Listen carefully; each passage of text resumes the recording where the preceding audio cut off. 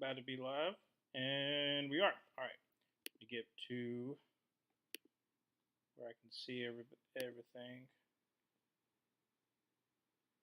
There we go. All right. Oh, now it's not showing up the chat. There we go. All right, and we're live. Obviously, I'm in a different spot than I usually am right now. I'm at my dad's house. After the game, want to help him out.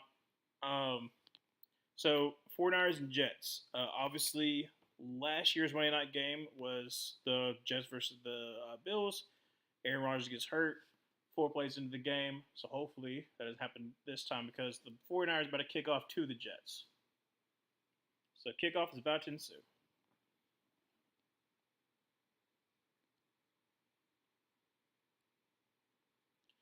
I'm really hoping this game continues to be good.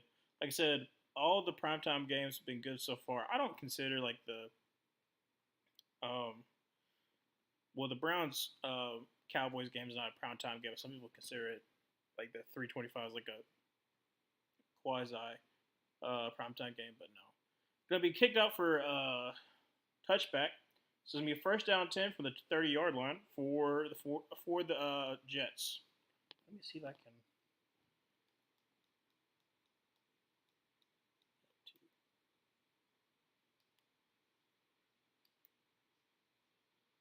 I think that's good enough that I can still.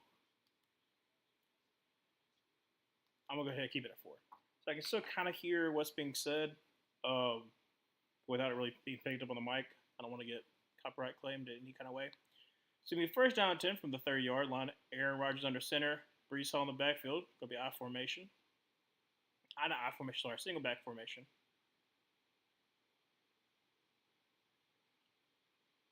Going to be a toss to the left, and he's going to get. Oh, he makes man miss. Going to get about 2 though. Good on Brees Hall there. I don't know who that was. The linebacker shot through the hole, almost was able to bring him down for about a 3-yard loss, but makes a miss, gets about 2.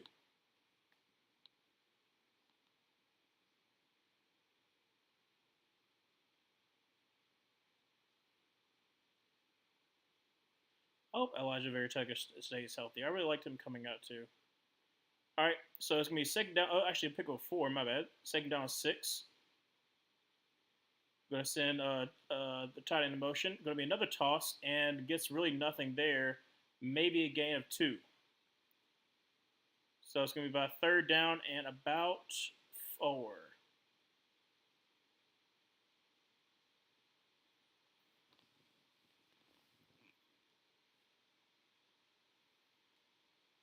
It was a Demetrius Flanagan foul. I do not know who that is, but that's the one who almost blew up the first down play. I wonder how long it's going to take for Dre Greenlaw to come back, because I know that's basically his position. So it'll be interesting to see how that goes.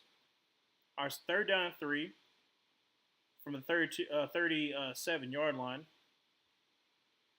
Aaron Rodgers drops back to pass, throws, and it is dropped. Allen Lazard. That's bad. Come on. Okay. Was that a bad throw, or did he just drop it? It looked like he just dropped it. Yeah, he just dropped it. Goodness gracious, that's bad. Well, he made it through 3 plays, so at least there's that. All right, Thomas Morstead. I'm so surprised he's still in the league. He's what? This has got to be like year 20 for him. Putting it away, boots it away. Going to be fair caught at the 8-yard line. So first down 10 from the 8-yard line. I got to look and see what year Tommy Morstead is in.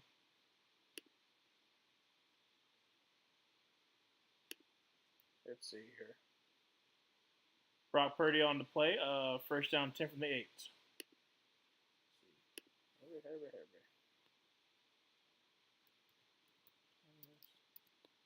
Morstead. He is in year 2009. So yeah, he's in year. Oh, he's only 2009. Oh shoot. Okay. First down 10 from the 8-yard line. Going to be pistol formation. Going to be a handoff, and that is to. Is that Mason? I think that's who number 24 is. Or is it? No, it's definitely not Sermon. That's too small to be Sermon.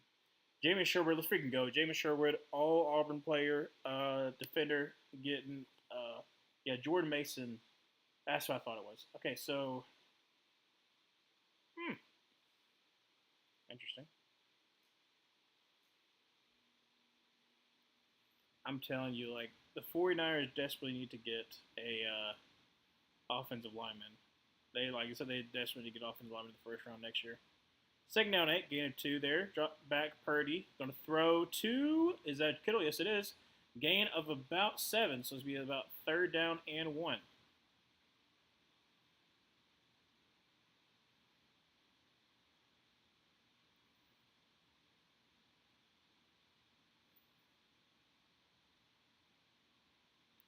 Third and 2, 12:29 left to go in this first quarter. Brock Purdy, empty set. Going to send Mason into motion back in the backfield to his left, and going to send basically replace George Kittle with him. Drops back to pass. Has got protection. Throws off his back foot, and it is right past the hands of Deebo Samuel, who's wearing number 1. It's going to take me a little bit getting used to that. So 4th and 2, got a punt away from 12:04 left to go in the first quarter. So both teams 3 and out to start of the game. I like to have Quentin Williams on that right side. That right side of the offensive line is what I'm really concerned about for the 49ers. I'm really concerned about the whole entire offensive line outside of Trent Williams, to be honest. But yeah, Quentin Williams is able to be at that defensive end, like kind of like what Chris Jones was in the Thursday night game. Lines up pretty much anywhere, and they're gonna be booting it away with Schnowski. And it's going to be returned at the 25-26. Makes a man miss, gets to the 30, and it's going to get tackled at the 30-yard line. So gain of about 4 for Xavier Gibson. First down, it's in.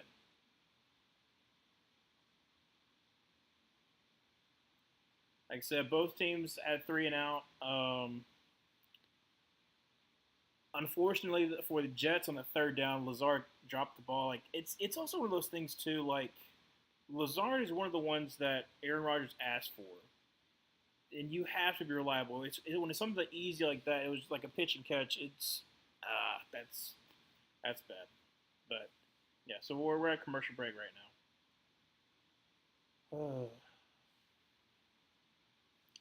Let's see what next week's games are. 'Cause like obviously Panthers versus Chargers is going to be absolutely great. I don't know. Who knows? If Derek Brown's hurt for the whole entire season, which I know is up in the air, he's getting a second opinion, but if he's out for the whole entire season, it's gonna be a long season. I'm excited to stream the Bills Dolphins game. That'll be fun. Any other ones? Maybe Saints Cowboys, but I feel like Cowboys should handle business. Colts Packers could be fun. Buccaneers Lions could be fun. Ooh, Rams Cardinals. That's a fun matchup. Bengals Chiefs. If Bengals actually show up, that'll be nice. Oh, that's right. We got the Bears Texans Sunday Night Football. I think I'm gonna be streaming that. I'm gonna pick and choose the Sunday Night Football games that I stream. I'm gonna try to stream every single like Monday and every single Thursday night game, and then like I said, I'll pick and choose the Sunday night games. I don't think I'm gonna. I don't think I'm gonna stream the Bears Texans. I think it's gonna be a beatdown. Well, who knows? Maybe the Bears defense can keep them in the game. Because to be fair, I didn't. So I was wrong on my prediction. If in case you want to know, like for like weekly predictions, Luke and I do weekly predictions on Gridiron Gurus, our podcast. I have a YouTube channel. I have it on Spotify.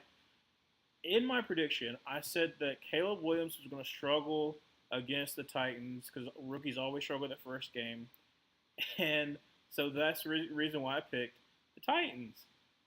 And everything went true except for the fact that the Bears defense got so many touchdowns and made them come back. So I feel like I'm half right on that prediction because I was pretty good on that prediction that Caleb Williams wasn't going to blow up the league his first game like a lot of people were predicting. Anyways, first down 10 from the 30-yard line after that return on the punt. Brees Hall's to the left of Aaron Rodgers. Going to drop back to pass and is going to just shovel it to Brees Hall. He's going to get it to about the 30. Oh, he's fumbled the ball. Oh my gosh. Brees Hall fumbles the ball. Recovered by the 49ers at the 31-yard line. Oh man. Just messy. Just messy play so far. That's bad. Guess see here. Oh, yep, it's Fred Warner. Fred Warner peanut punched that ball right out. Uh, well, it sets up really good field position for the 49ers.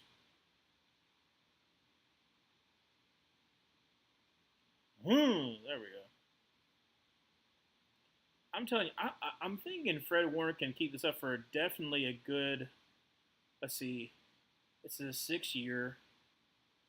I think he probably could keep it up with Bobby Wagner. So probably another good 6 years for Fred Warner. Definitely a good 4. But he could definitely try to keep this up for another 6 years. One of the best ones. First down 10 from the 32-yard line. Going to be handoff to Deebo Samuel, who's going to make a man miss, get up to about the 29. Yep, they mark him at the 29-yard line, gain of about 3. Have him line up in the backfield. Obviously, Chris McCaffrey being out, they're going to have to do a couple of little wrinkles. And Derek Mason and also Deebo Samuel are one of them.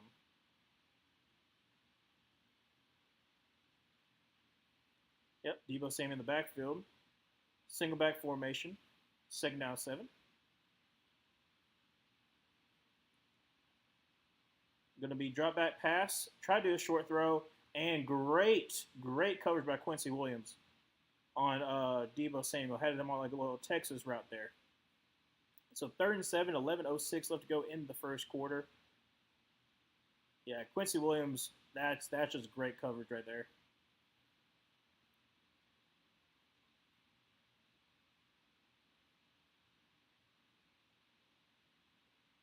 I'm so and Debo's like, you should have thrown a little bit more, but I'm saying that's great defense by Quincy Williams there. 3rd down and 7 from the 29-yard line. 11:08 left to go in the first quarter. Empty set for Brock Purdy. Drops back to pass and just has to heave it because he got so much pressure in the middle. I wonder if that wasn't Quentin Williams. It was somebody else. Somebody else got immediate pressure on the inside and just blew up the guard.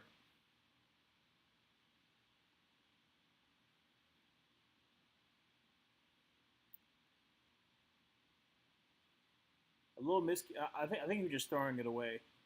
They didn't really show who it was, but I don't think it was Quentin Williams. But somebody got pressure up the middle, so it's going to be they were from the 29-yard line. So what about 46-yard field goal? Yep, by Jake Moody.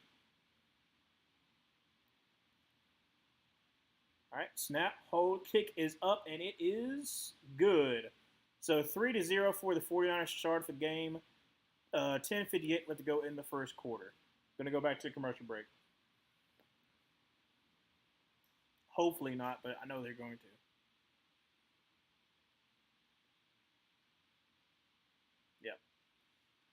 Yeah. Very optimistic for the 49ers. Obviously, getting that fumble. I mean, you would have wished you could have gotten some more.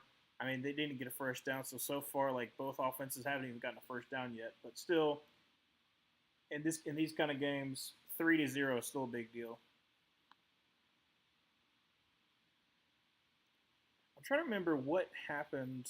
I know it was they were just being cautious with Chris McCaffrey, but what was it that he was his ailment? Calf. Okay, yeah, that makes sense. That's what I thought. Something to do with legs, obviously.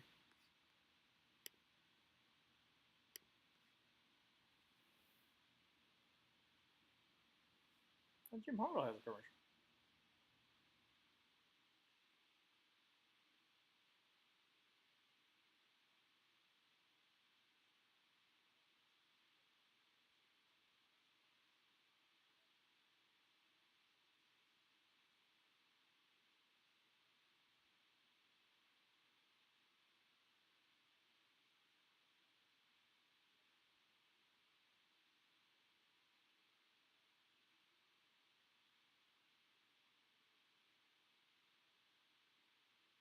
I should kind of like this commercial. Hmm. Okay. Oh, we're back. We're actually back. Oh, thank goodness. I was talking about this last stream. I don't like sometimes where TV timeouts are just way too long, especially after like a short time in between. There was already a commercial break.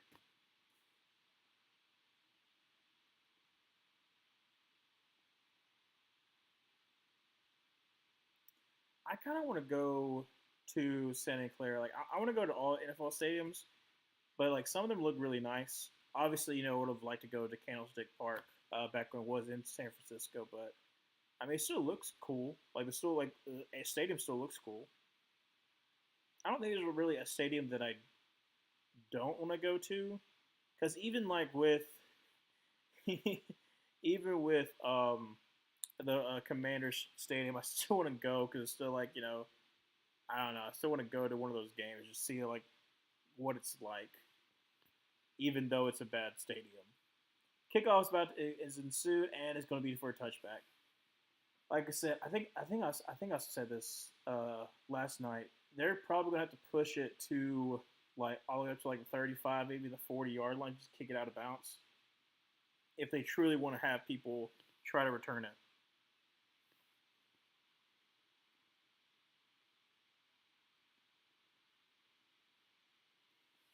I hope that Tyron Smith can stay healthy. Like I said, whenever he's on the field, like he's still one of the best left tackles. It just if he can stay healthy, and also helps Fashano be able to kind of transition into the NFL. First down 10 from the 30-yard line. Aaron Rodgers is going to be handed off to Brees Hall, who's going to, like I said, nothing really there. Immediate pressure by Malik Collins and also Nick Bosa from the right side. Just unfortunate.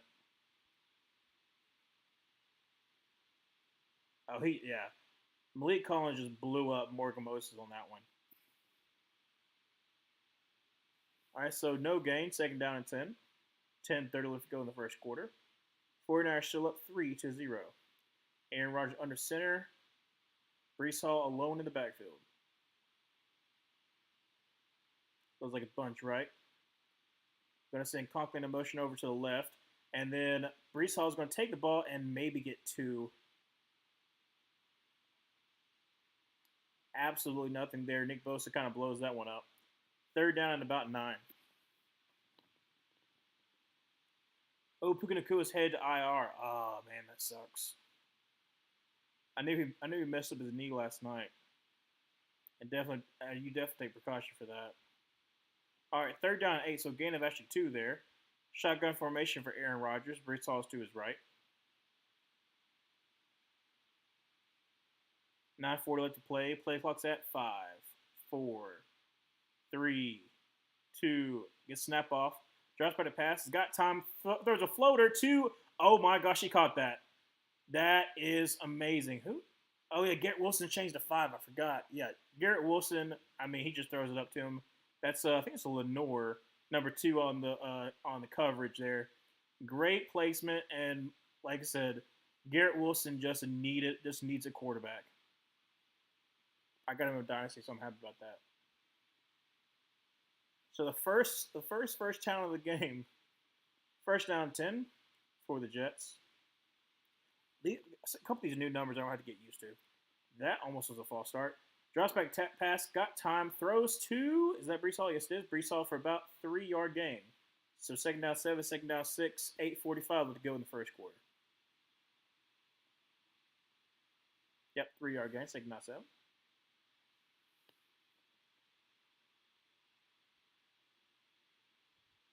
Also, Garrett Wilson's jersey looks very baggy. I don't know what that is. Like compared to everybody else's jersey, it looks like from the 70s. Why does it look like that? I don't know. Anyways, second down 7. Aaron Rodgers in shotgun with Brees Hall to his right. Going to be a handoff to Brees Hall, and it's going to get swallowed. I think it's Malik Wall. Is it? Yep, Malik Collins again. That was a great trade by the 49ers to get him from the Texans. I was really, like, both Luke and I were really surprised when the Texans let him go. But dude's absolutely just, there's on Very Tucker, too. Just swam by Very Tucker, got immediate pressure in the backfield. No loss on the play, but still third down 7 from the 49-yard line. Empty set for Aaron Rodgers.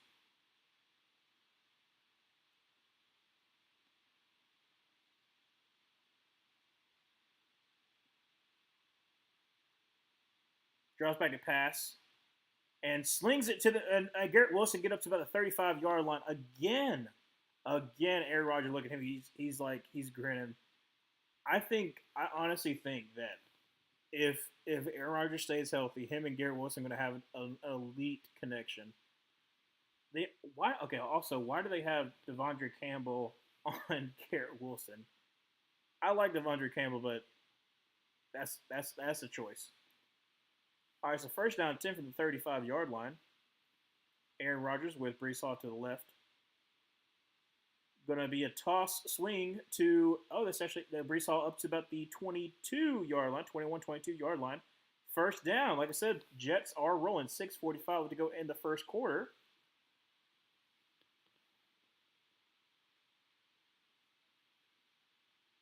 I like that play. It's a great play. It's like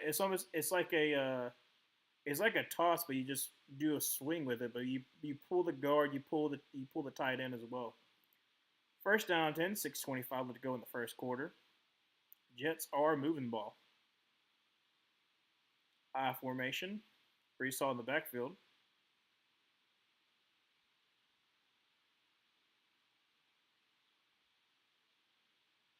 Going to be a handoff to Brees Hall.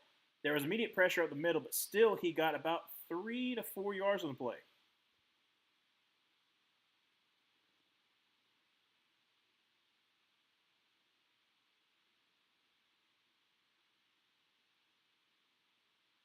What was the game? 6? Oh, 3? Yeah.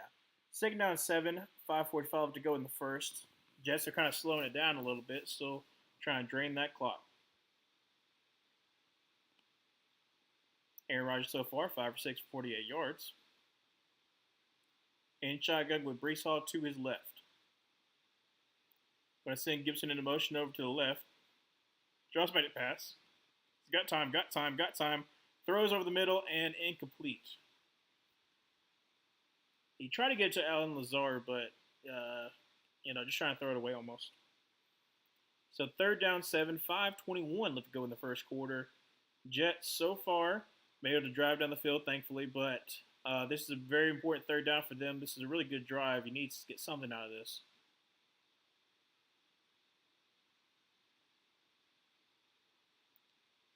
A little bit confusion. Get out of the huddle a little bit late. 10 seconds left to go in the play clock. Better hurry up. Third down 7.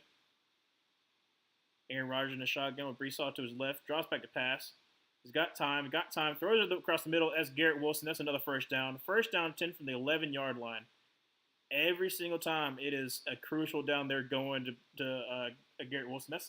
That's 3 third down conversions in a row.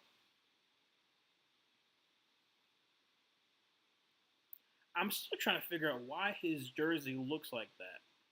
Like it looks like a 1970s loose jersey.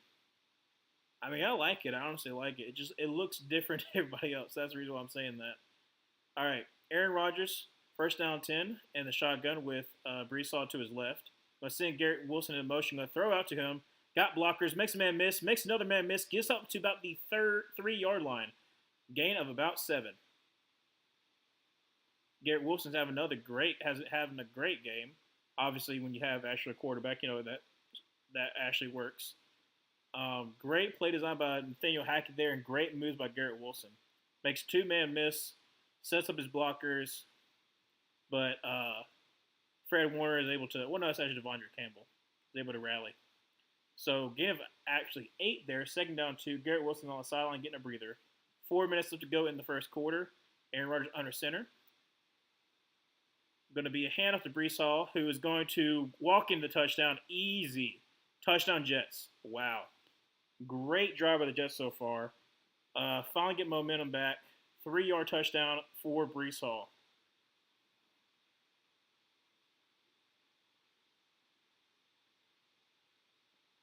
See, that's what I'm saying is the Jets had the defense. It's just if they had competent quarterback play. And so far, Aaron Rodgers is playing really well. Diagnosing the defense is just carving them up. I know it's still early in the game, but like that is what I'm talking about. That's what the Jets desperately needed. They have a really hard schedule ahead of them, but man, if they just keep Aaron Rodgers upright, they're going to be good. Kicks up and it is good. So it's gonna be 7-3 Jets versus the 49ers. Go into commercial break. This is turning out to be a pretty good game so far. Great drive, great defenses. Third down conversion by Garrett Wilson. I'm gonna actually look up. There's got to be a reason why his jersey looks like that. Garrett Wilson jersey.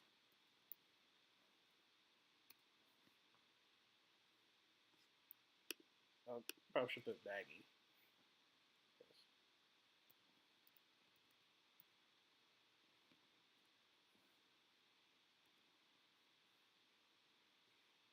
Is it gonna tell me? No, because I put in. I'm dumb. I'm dumb. I'm dumb. So look up Garrett Wilson. Maybe it'll tell me. I look up Garrett Wilson jersey. Of course, they're gonna show me. Do you want to get a Garrett Wilson jersey? I mean, I wouldn't mind it, but that's not what I'm looking for. Let's see here. No, it's not saying it.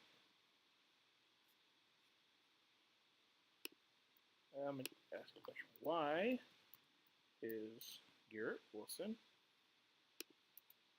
jersey so big? There we go.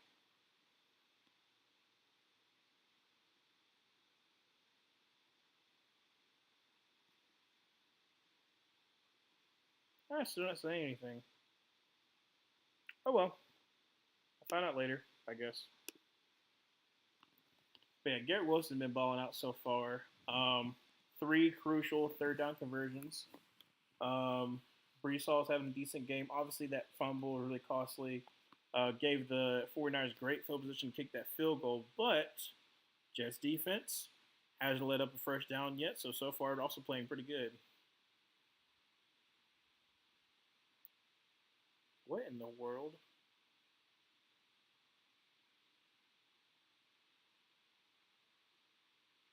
911 is having a B tornado. That's falling off. I only watched that like the first season or two with my family. I wasn't impressed, but a B tornado is this like shark? What? Why? Why? That's weird. I don't like that. Anyways, back to the action. 3:51 left to go in the first quarter, not third quarter, goodness, first quarter. Kickoff's about to ensue. Obviously, a major factor is Christian McCaffrey being out. It's going to be a touchback, so first down and 10 from the 30-yard line.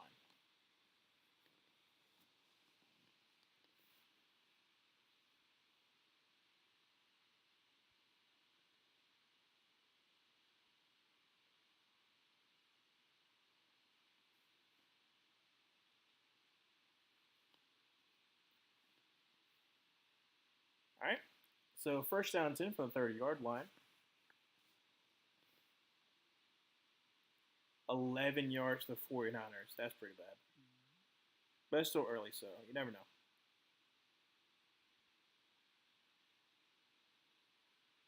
All right. In the backfield with not Derek, sorry, Mason to his left. Going to be a pitch to him and going to try to get the blockers. Makes the man miss, but I think he gets maybe 3 yards, 3 to 4 yards, depends on where they spot him. So it's going to be second down and about 6 or 7. Again, 4. So second down 6 from the 34-yard line.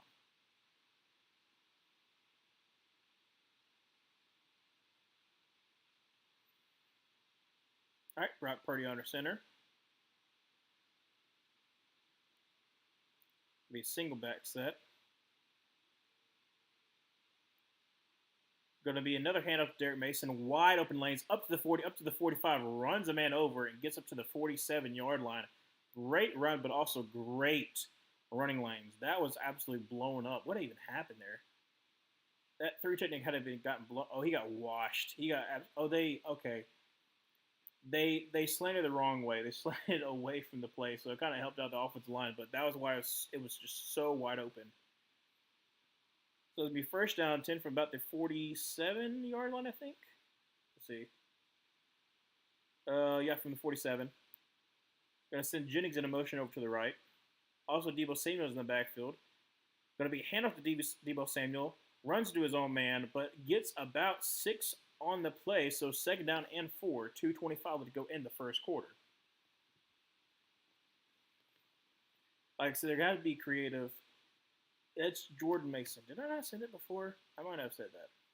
But he came in last year because I think there was who was it that was the main backup? Mitchell, Elijah Mitchell. He was the main backup, and then Jordan Mason came in a little bit. But I mean, in Kyle Shanahan's system, you can put a running back in there; they're going to succeed more often than not. Actually, a 5-yard gain, so second down 5 from the 48-yard line of the Jets. Brock Purdy drops back a pass, short pass. And it gets blown up. It was to Brandon Ayuk, and great play by Sauce Gardner there punching it out. So third down and 5, 1:44 remaining in the first quarter.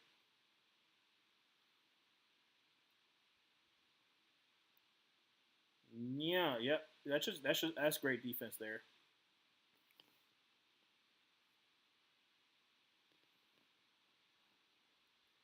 I'm wondering how it's going to affect the fact that Brandon Ayuk wasn't in for like basically the whole entire camp. All right, looks like they got Sauce Gardner on Kittle. Third down and 5 from the 48-yard line. Brock Purdy and shotgun Derek with Jordan Mason to his left. Drops back to pass. Has got time, throws, and is caught. Is that Brandon Ayuk? Yes, it is. Brandon Ayuk caught all the way up to about the 35. No, it's not that. That's not that much. Up to about the 40-yard line. No, it is a 35. I was right. My bad. He kind of got away with the push off though.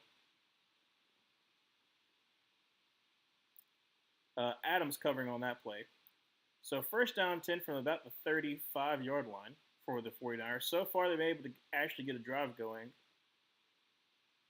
1:12 to go in the first quarter.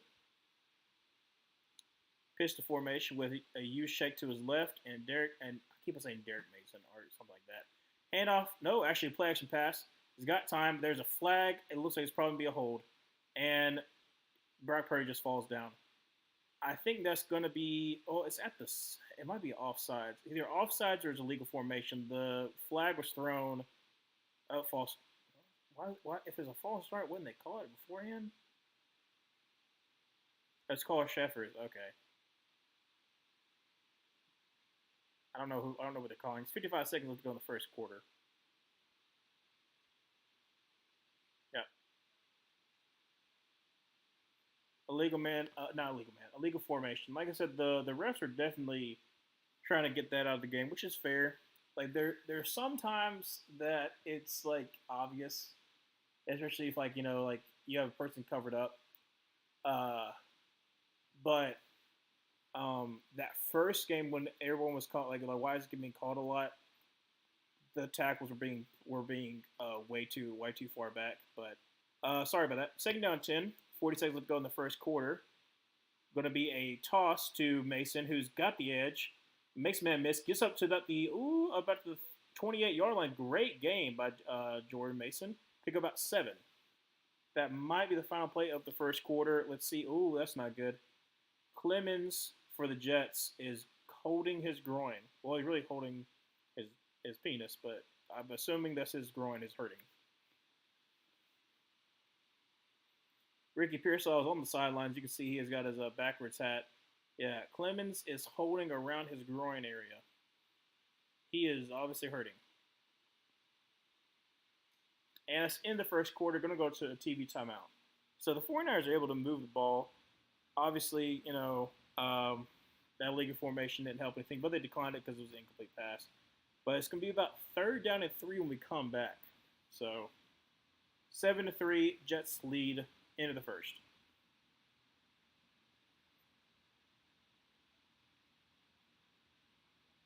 Let's see here.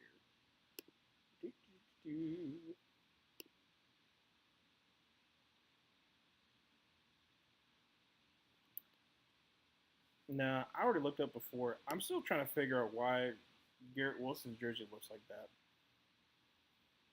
Um, did it look? It didn't look like that last year too. Maybe it's just more freeing. Hmm.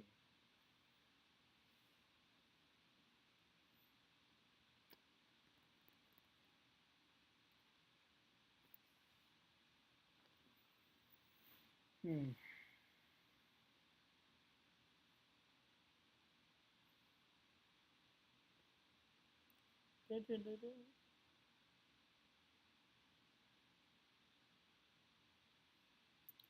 Trying to think. Um, haven't really seen anything of Mike Williams. He's not hurt, is he? Or he's just not? Let's see. That would be hilarious if he's hurt before week one. Let's see here. Limited action in week one. Okay, that makes sense. I was wondering because I was like, I did not see him at all uh, for the Jets, but that makes sense. Being kind of like being cautious. I mean, so far it's been the Garrett Wilson show for sure.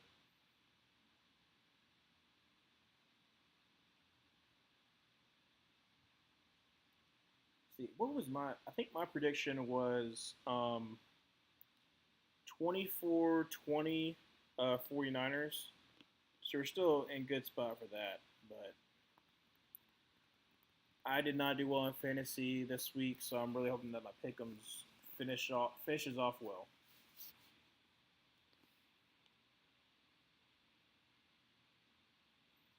I did not like that graphic. That's too many lights. All right, so third down and is it three? They didn't necessarily actually say. Yeah, third down five. Oh, I thought they gained a lot more than they did. Third down and five for the 29-yard line. Shotgun formation with Mason to his right. Going to be a reverse, and that was blown up. Oh, well, he makes a man miss, makes another man miss. Debo Samuel makes people miss, but loses about three. It was sniffed out really quick. And Amon St. Brown, not Amon St. Brown, but Sauce Gardner is on the ground. He's on his knees. I mean, Jermaine Johnson just blew that up. And then Quentin Williams kind of finished it off. But great tackle by Sauce Gardner, but he was kind of hurt a little bit. So it's going to be a field goal. See, they were at the 30s. Ooh, I thought they were at the 30 something. It's probably about a 50-yard field goal for Jake Moody. 51-yard field goal, yep. 14-14, let's go in second quarter. Jake Moody with a 51-yard field goal. And the kick is up, and it is right down the middle. So it's going to be 7-6 Jets lead. Going to go to commercial break.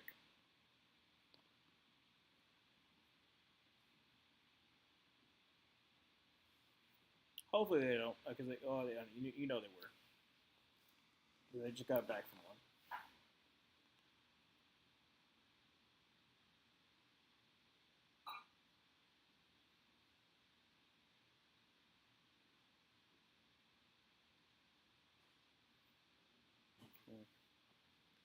Oh, something else. Let's see. Look up stats so far for the first quarter.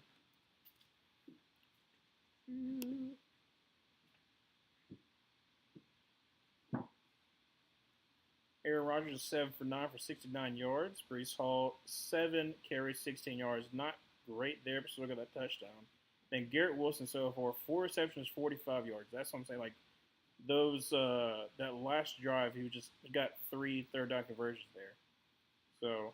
So far the 49ers offense is doing okay, but it's really the Jets that are looking really good right now. I was worried. I can still talk, but I was seeing how work was. Which one? Both. I got through today on both of them. Good. I got through the day for school and work too, so.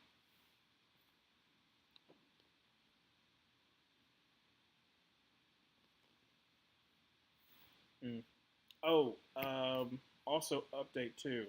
So I still technically haven't finished the last episode of the off season series that I did. So I'm gonna do that one first before I release the week one basically recap video.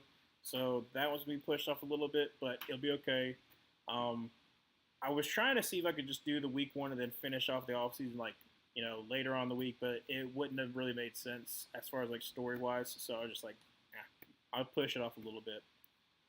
But yeah, so it's been a wild week one too, so that's another thing too. And going back to the show in the Bay, like I said, I want to go.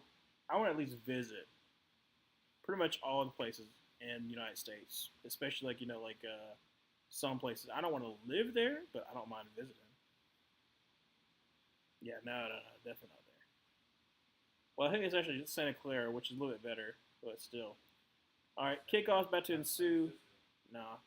And is it going to be returned? It's going to be returned, finally. And get some blockers, get up to the sideline, get up to about the 29-yard line. So a great return by number, is that Gibson? Yes, it is. Xavier Gibson. Oh, wait. That didn't look like Gibson.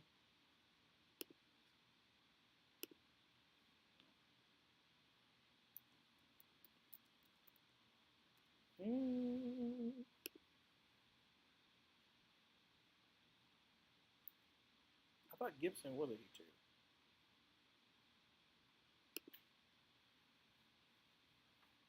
Yeah, he is. Okay, that's what I thought. Okay.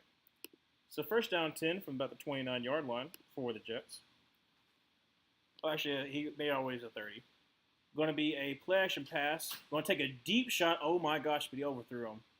Way overthrew him. A little miscommunication there, but taking a deep shot was. I'm trying to figure out what happened there. They're smiling about it, so I think it was just miscommunication. Let's see. Garrett Wilson. Oh, he got hung up a little bit. He got hung up a little bit on that one. So it'd be second down 10. Still taking deep shot, which is I approve of. Aaron Rodgers under center. Brees Hall in the backfield. Going to be a toss to Brees Hall. Makes man miss, trucks him, and gets about 5 yards. So third down and 5 from the 35-yard line. 13:40 left to go in the second quarter.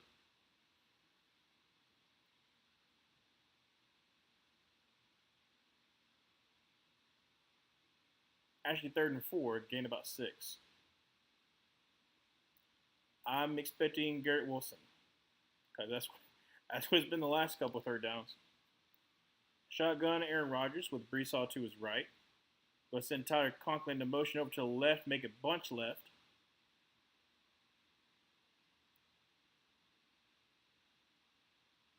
Aaron Rodgers drops back to pass. Is getting pressure and is going to get sacked. That was also a hold, but sacked by both Leonard Floyd and Nick Bosa. Nick Bosa beat Tyron Smith off the jump there. So sack 13:04 remaining in the second quarter.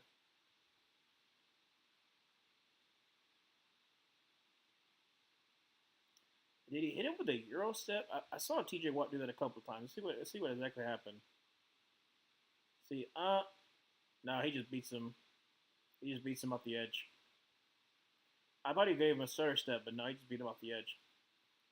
So punt for Thomas Morstead.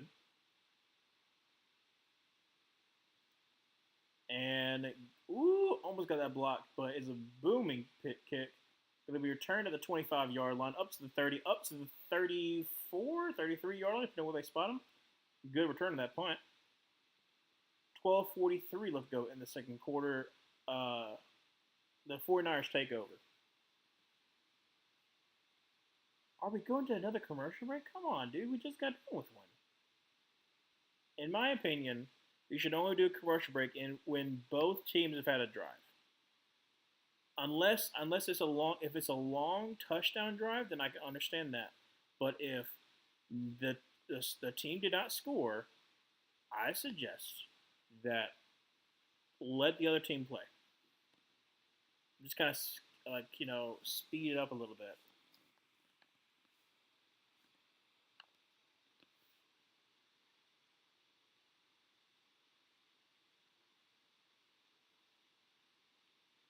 AI in the future of us. Okay, Oprah.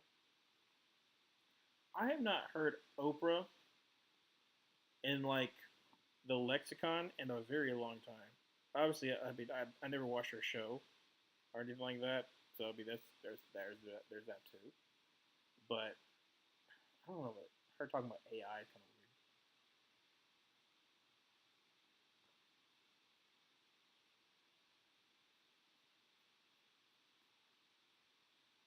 I thought we back.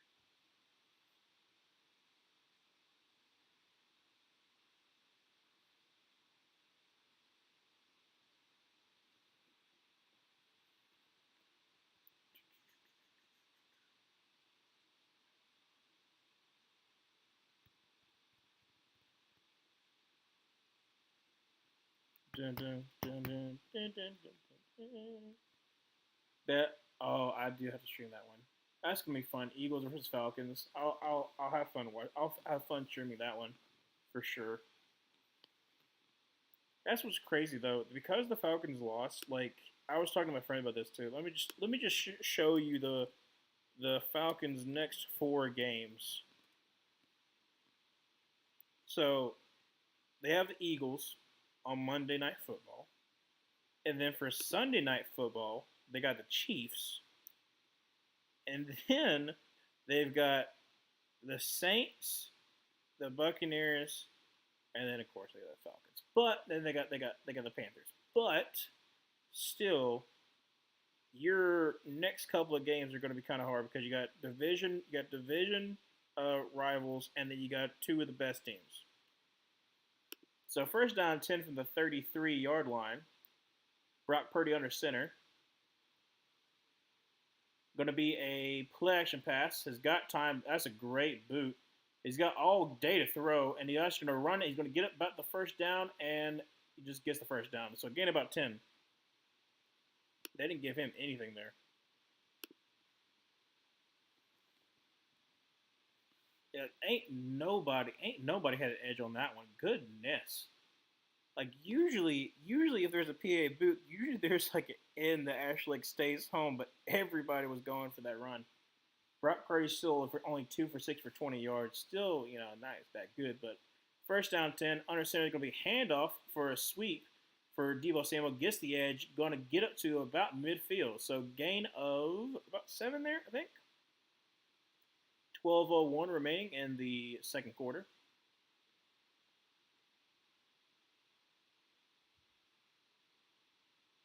Yep, gain of 6 there. Second down 4.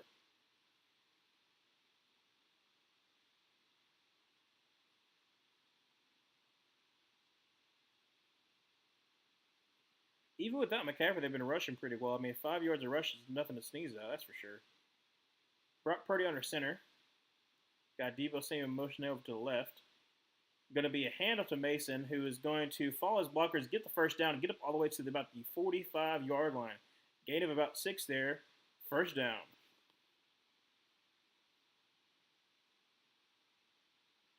That is crazy. Brock Purdy only has a 1 million cap hit.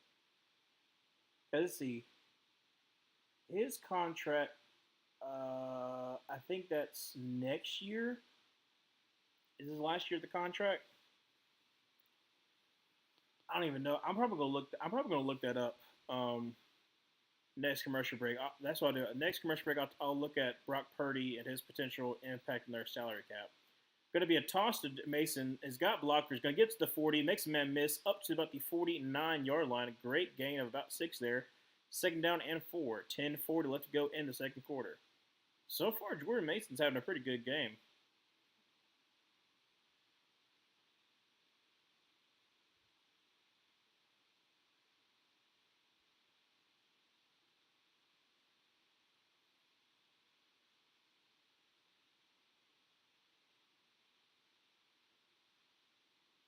All right, second down and 4. Brock Purdy still under center.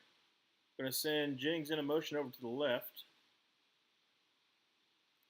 Going to be another handoff to Mason, who's going to make a cut, make another cut, get the first down up to about the 30-yard line, carrying about 3 defenders.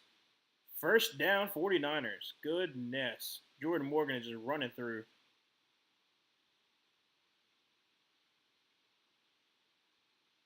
So far, 7 rushes for 44 yards, 6.3 average. That's good. That's great. All right, 9:45 to go in the second quarter. First down and 10 for the 49ers. Still down 7-6.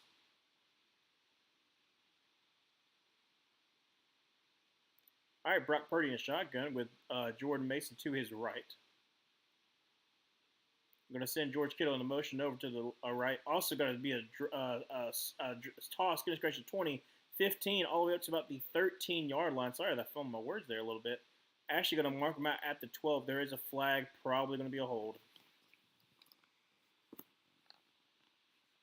Yep, holding. On McKivitz, yep. Colt McKivitz, he was from Kansas State or was he from North Dakota State? For some reason I'm thinking it's Kansas State. Let's see. Colton McKivitz. Which state is it? West Virginia. I was wrong. West Virginia. Anyways, so it's going to set him back a little bit after that great gain. First and 19. 9:17 left to go in the second quarter. Back him all the way up to about the 43? I think they're at the 43. Maybe.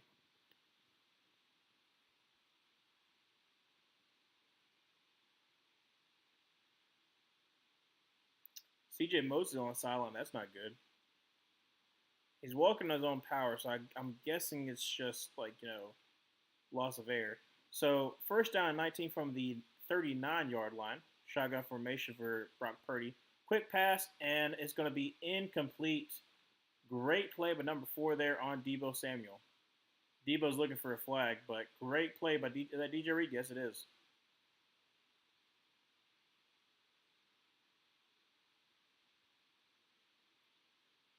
Oh, DJ Mosley got buried. That's what I thought. I think it was just like a loss of air because he got held by McKivitz. So on that hold, he got held by McKivitz, and then McKivitz just like buries into him. So, okay, that makes a little more sense why he was on the sidelines. So second down, 19, 8:56 remaining in the second quarter. Shotgun for Brock Purdy.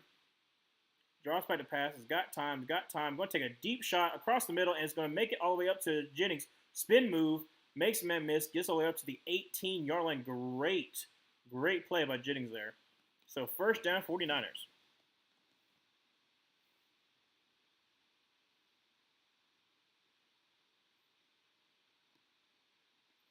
He spins out a tackle by but I keep on saying, I don't know why I keep on saying Amaron. Because it's Ahmad Gardner, but Sauce Gardner spins out of the tackle by Sauce Gardner. So first down 10 from the actually the 17-yard line, where they mark him out. Brock Purdy under center. Mason in the backfield by himself. Going to be a handoff to him. Great room. Up to the 10, up to the 5. That's going to be a touchdown. Walk in, touchdown. Oh, there's a flag. It's going to be a hold. It's going to be a hold. There was a late flag. It was like right, yeah. I think it's a hold on Deebo because Deebo looks upset. Yep, holding on Deebo. Come on, dude. He was like basically like when the flag got thrown, he was at the 2-yard line. All right, let me see. Let me see if it's egregious. If it's egregious, then I can understand. Let's see. Okay, so Deebo Samuel, up. That's okay. Okay. He gets arms. Yeah. Okay. That's a hold. Deebo, come on, dude. Really, all you had to do was just shoot your hand and you're fine. So instead of a touchdown, it's first down 8 from the 16-yard line. That's a shame. Deebo Samuel in the backfield with Brock Purdy. Going to throw it out to Deebo, and almost tackle. Going to get about 3 yards. There's another flag. Goodness gracious. Is it another hold? Goodness. 8 minutes to go in the second quarter. I think it's going to be another hold.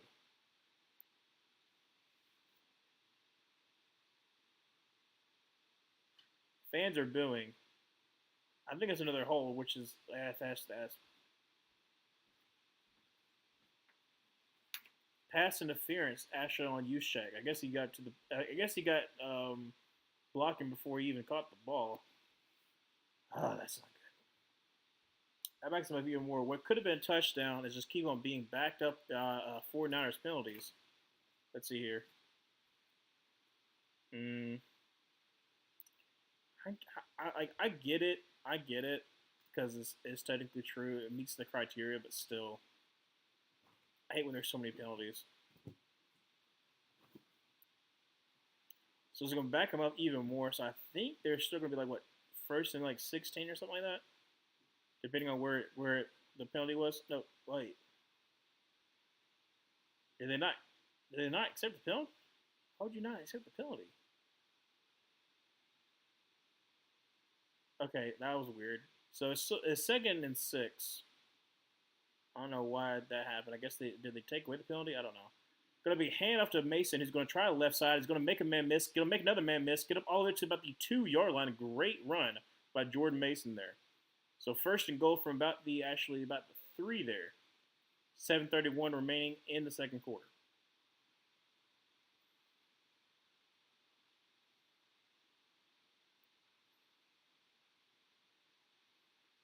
Like I said, just give it to Mason. Mason had a touchdown. Just give it to him. See Jim Mosley still on the sidelines. I think he's still taking himself a little bit of a breather. Brock Purdy under center from the 2. Come on. They hand it off to Deebo Samuel, who's going to get the touchdown. It's a touchdown, but still, he should have given it to Mason. That's dumb. Anyways, it's going to be a touchdown for the 49ers from the 2 yards out. So a 2-yard rush for Deebo Samuel. Ooh, he almost fumbled there. I'm thinking the 49ers are just going to go for the extra point. Still be up by 6, but still. I'm so upset they didn't just give it to Mason.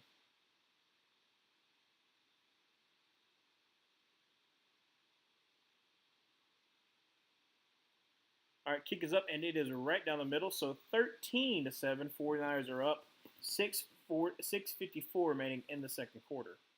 So let me look at what I said I was going to do. I'm going to check and see with Brock Purdy's contract. Let's see here.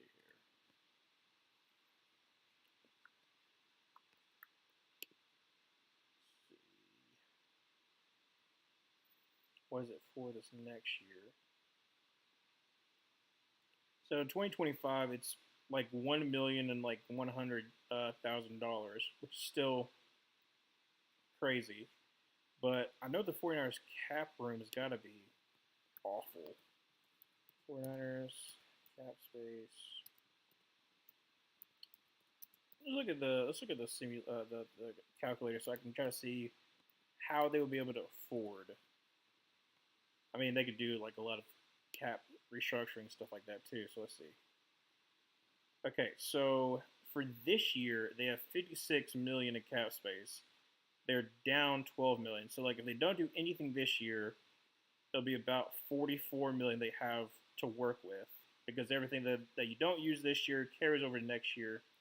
Obviously, if the cap shoots back up too, I don't think they really have anybody else they really need to re-sign.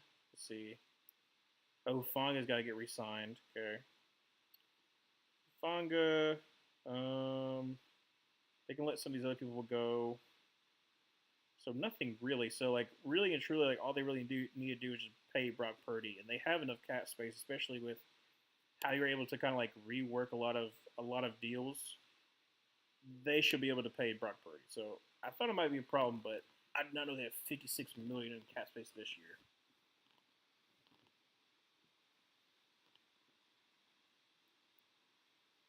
You know what I didn't look at? I did not look at the Cowboys cap space now that they paid Dak. Because obviously Micah Parsons is the next one up. So Cowboys cap space calculator. Let's see here. So they have 9 million in this year, and then 41 million next year. So I'm assuming that's the reason why they're letting that 5th year option. No, it's kind of like messing with Micah Parsons. Like he still technically has to prove he hasn't gotten a contract yet, but I have a feeling that they'll probably try to get that contract later on, so they can kind of move some of that money over. But it's going to be a kickoff, and it's probably for a touchback. Yep, for a touchback. So first down 10 for the Jets from the 30-yard line. I'm really interested to see how much Michael Parsons is going to get paid, because it does a lot of things for that defense, and like you could pay him edge rusher money. It's probably what they're going to do, but are you going to pay him like 35 million a year? Maybe. That's still a lot of money, but I mean it's worth it for Michael Parsons. So 6:54 left to go in the second quarter. First down and 10 for the Jets from the 30.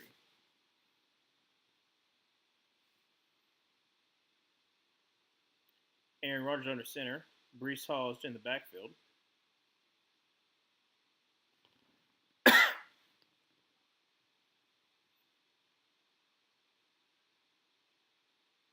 Going to be a handoff to Breece Hall. He's got room, got blockers, but only going to gain about 3. So second down and 7 for the Jets.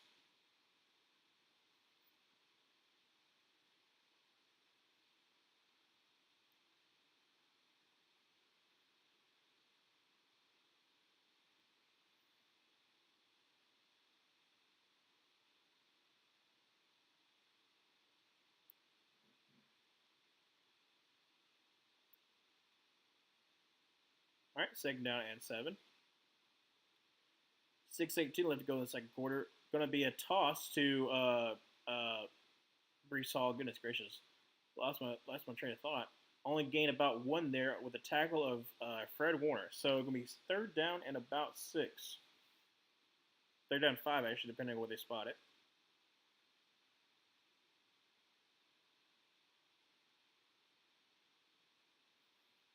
Shotgun formation for Aaron Rodgers with Breece Hall to his right.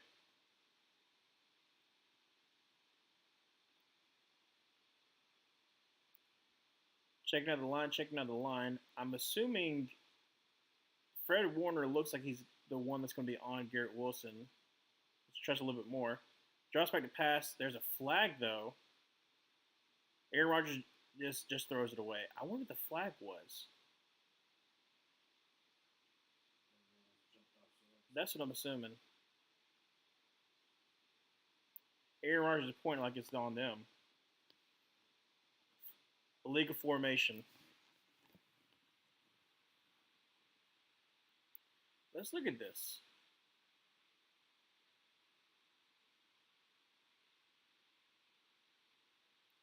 Really?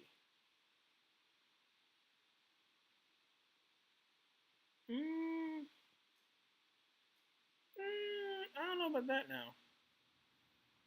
I don't think that was a legal formation. The other one I could see it, but that one, I don't know about that. So it'll be a punt for Thomas Morstead. And he's going to boot it away. Almost gets blocked, though. And that is a booming kick. Goodness gracious. Return at the 5. Makes a man miss. Going to get up to about the 12, 13-yard line.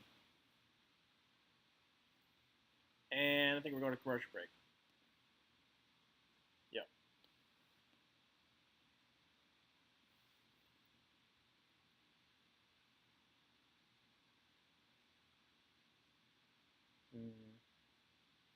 I think who is the next person that's up to be paid? Like the big contract. Let's do look players who. Oh, it's Jamar Chase. That's right. That's right. So it's like a Bengals cap space. So I'm interested how they're going to be able to pay for everybody.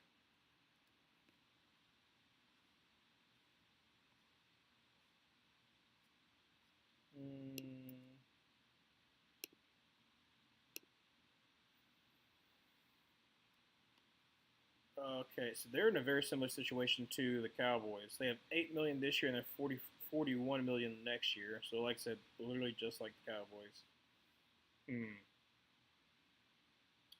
I guess guess they'll just wait until the off season to pay him because they don't really have the money. Plus, they're not really known for the Bengals are not known for just paying their players. So you know, it'll be interesting development because I know Jamar Chase wants to get paid more than Justin Jefferson, which I mean that's a hard ask.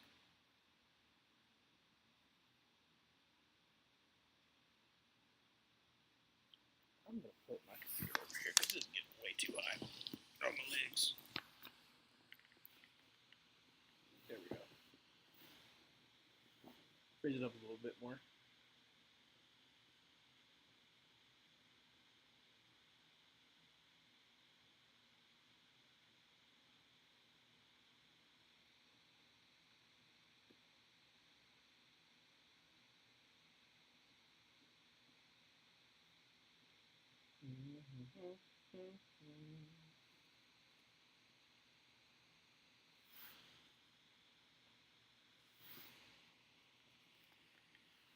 Yeah, so far Jordan Mason's had a pretty good game in replacement of Chris McCaffrey being out.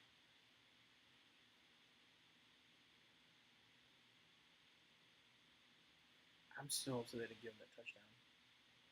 Hopefully he gets a touchdown later on in the game, but still, he deserves it. With 5:18 left to go in the second quarter, first down and 10 from about the, what was it, 13-yard line I think they were at? From the 12. Brock Purdy on our center. Deebo Samuel in the backfield. Going to be a drop back pass. He's got time. Going to take a deep shot, a little bit of a floater up to Kelsey, who comes down with it all the way up to about the 37-yard line. Great game by George Kittle.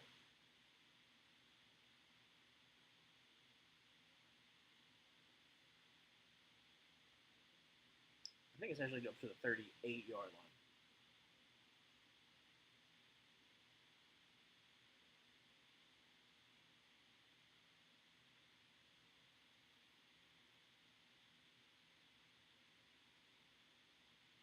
All right, so first down and 10 from the 38. 4:40 left to go in the second quarter. Going to be a handoff to Deebo Samuel. Going to try the right side, and there's nothing there. Gets back to the line of scrimmage, and that's about it.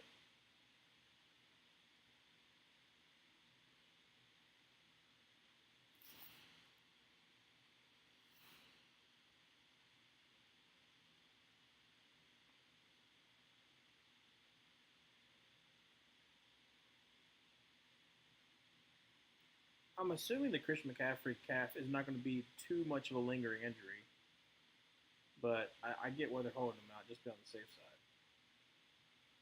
So second down 10, 4 minutes left to go in the second quarter. Brock Purdy on our center with Mason in the backfield. Going to be handoff of Mason's got room. Going to get to the 40, up to the 45, and gets almost helicoptered. Goodness. That was a big hit by DJ Reed there. Gets about 8 yards in the carry. Third down and about 2 with 3:40 remaining in the second quarter.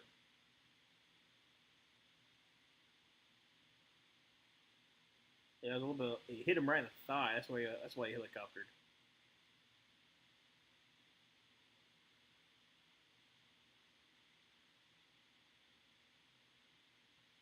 Actually, again, at 7, so third down and 3. Going to be shotgun formation with Mason to the left. Going to send George Kittle in motion over to the left. Drops back to pass. Has got time. Survey the field. Is going to dump it off to Mason. That's a first down. Great job out there. I keep on saying Derek Mason. Jordan Mason get the first down. First down 10 from the midfield. Yeah. No, I kept on saying Derek Mason. I keep on thinking of Derek Mason from our one-time defense coordinator for the Auburn, and also the old head coach for Vanderbilt. Yeah. There's a lot of Masons I know for sure. Like last name Masons. Gray. Yeah. I wonder what he's up to now. First down 10, 2:30 left to go in the first half at midfield. Going to be another play action pass, and it's going to dump it off and only get about 2 yards in the play for Deebo Samuel. Jermaine Justin was in the backfield immediately on that PA boot. And C.J. Mosley is in the back in the defense. That's good. Took a little bit of spell. Like I said, he got landed on that hold by McKivitz, and so we had to kind of go on the sideline. But good on him. 2 minute warning. Going to have a TV timeout, unfortunately. Second down 7 when we come back. So far, been turning into a pretty good game. Still 13-7 for the 49ers. 49ers are driving.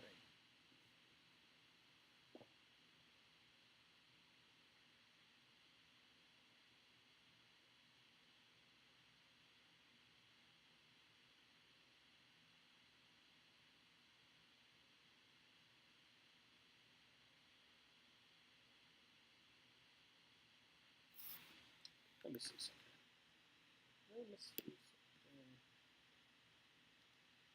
Talk about the Bengals. I'm trying to think who else is. I was finding fascinating like sometimes like the cap rooms and like how like they're gonna be structured. Like starting out right now, we don't even know like how it's gonna be going into the next off season. But I know like the Patriots have a lot of cap space. I think there's another team that has a really good. The Lions have a really good cap situation too. They don't have to pay anybody outside of Aiden Hutchinson, and they got a pretty good cap too. I'm gonna look that up too. I know they have like 40 something per year almost. Let's see.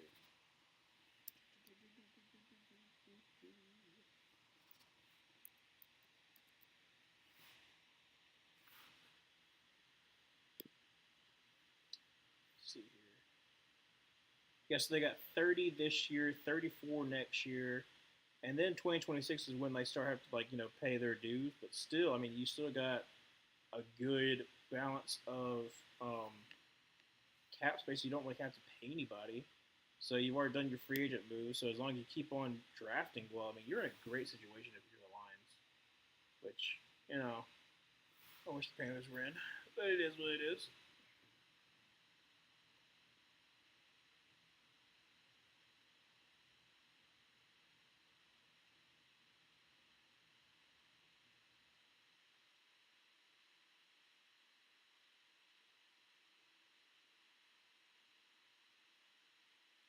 Dun, dun, dun, dun, dun,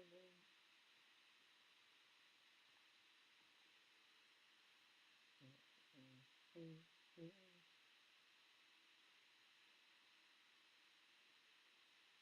All right, so we're back to play. Second down and 7 from the 46-yard line of the Jets.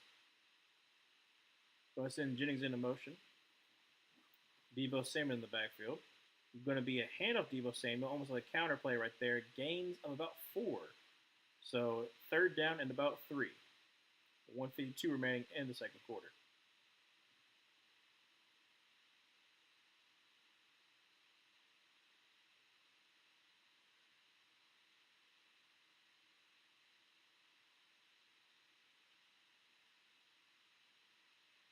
Juszczyk is a little bit of a late sub there. So shotgun formation. Jennings running off the field. Juszczyk is to the right of Brock Purdy in shotgun. 1:20 left to go in the second quarter. Third down 3.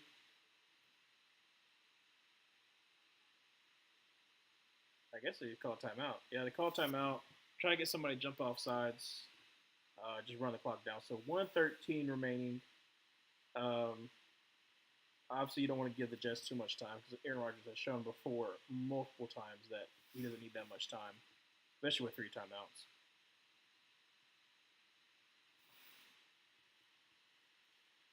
Ever since that tackle, Sauce Gardner's been on the sidelines. I don't know if it's a stinger or what it is, but obviously in some kind of, it's kind of hurting on his left side, it seems like.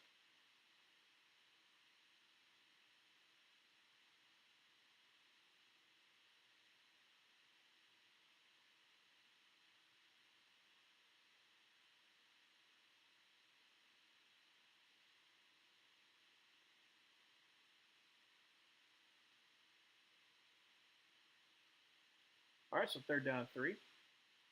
That's in Deebo Samuel in motion. Brock Purdy drops back to pass. Has got time. Throws across the middle. That's Deebo Samuel. And he's going to be up to about the 27, 26-yard line. Great tackle by DJ Reed there. And great catch by Deebo Samuel. Looks like a timeout got called.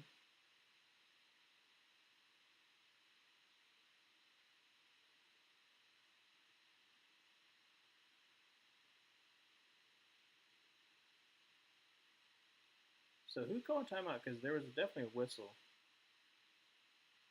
Oh, never mind. They just whistled for some reason. So 40 seconds left to go in the second quarter. First down and 10 from the 27-yard line. Brock Purdy in the shotgun. Draws back the pass. Has got time.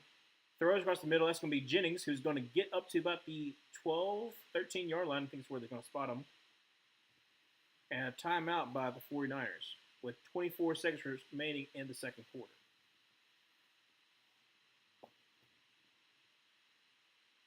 Again on DJ Reed.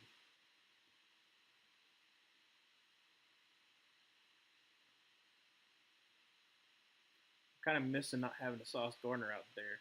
I'm hoping it's not too bad of what he's dealing with right now. I think they're just trying to be cautious.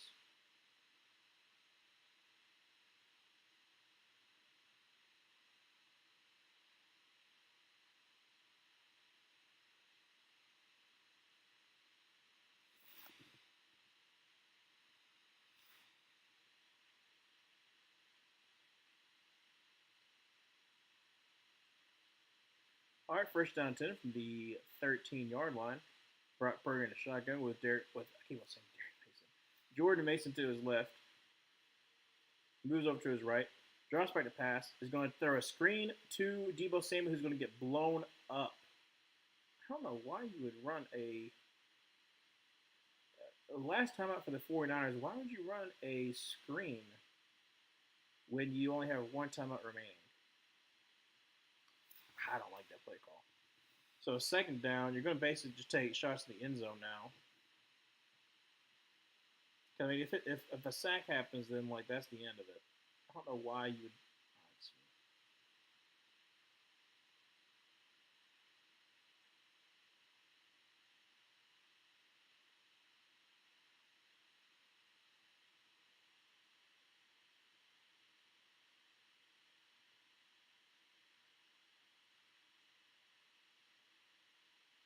Sauce Gardner's back out there. Good on him. Line up against Deebo Samuel. Second down 10. Brock Purdy's an empty set right now. Going to drop back to pass. He's got time. Take a shot at the end zone, and it is going to be almost caught by Brandon Ayuk. It dropped on the ground. Great coverage by number 30 there. A pretty good placement too. Just couldn't come down with it. So it's 12 seconds remaining. Third down and 10. So a pretty good placement. Puts it away and just goes right. Yeah, it goes right through his hands. Like I said, that's part of what happens when you don't play pretty much all off season. But they're gonna have another shot. Actually, that's a great throw by Brock Purdy there. All right, third down and 10 from the 13. 13 seconds remaining. And timeout by the Jets. I don't know why they call it timeout. I mean, the play clock was winding down. So third down 10, TV time. Oh, hopefully not TV timeout. No, sorry. Yeah, Brandon Ayuk only has one reception for 14 yards.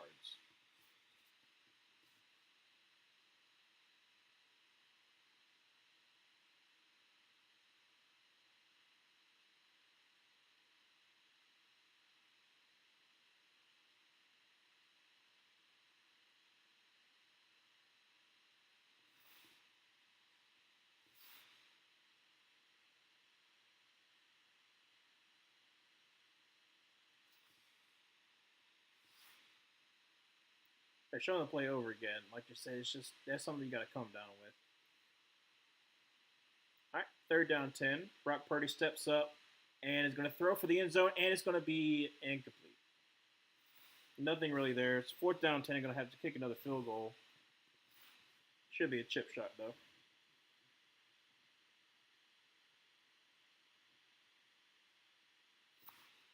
I believe I did have the 24. I had 24-20. That's right. So I still have a shot at getting that. 31-yard field goal attempt for Jake Moody. Already bombed 2 so far today. Kick is up, and it is right down the middle. 16-7 for the 49ers. 4 seconds remaining, and they're just going to have just boot this one away and be fine with it. Probably going to do for the Jets.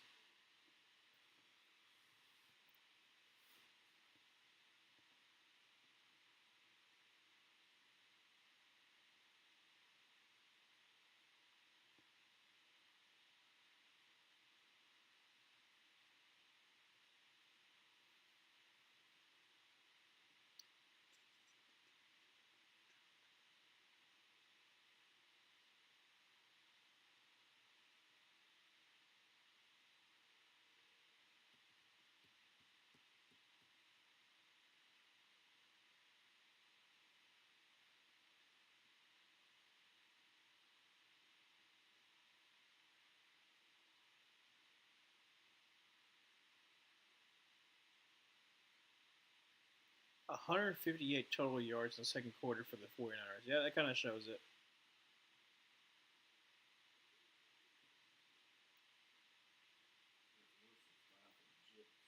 Yeah.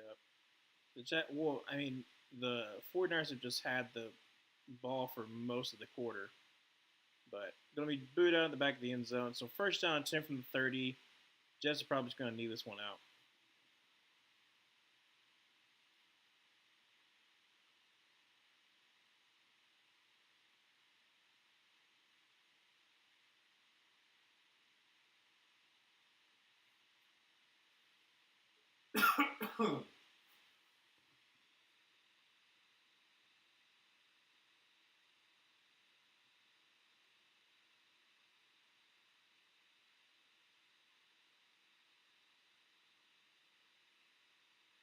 Yeah, just kneeing out.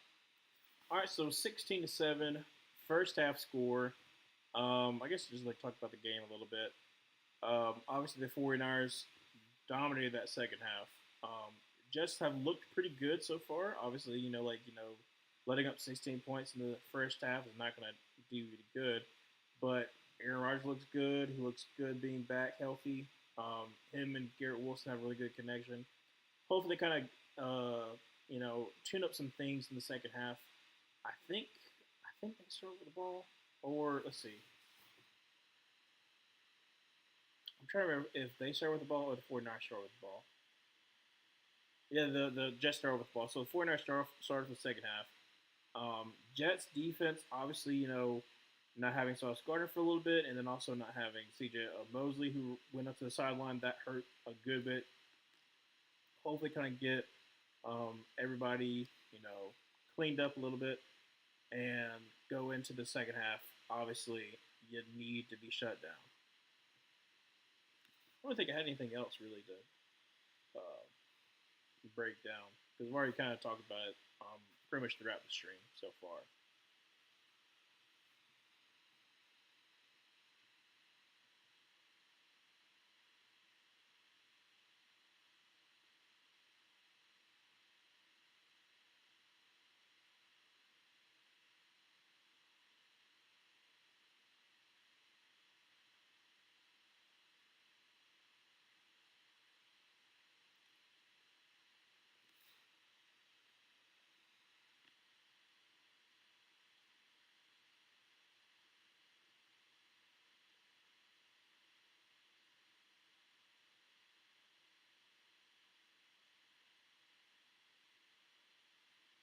It's so weird not seeing Jason Kelsey in like just like a regular shirt and not playing.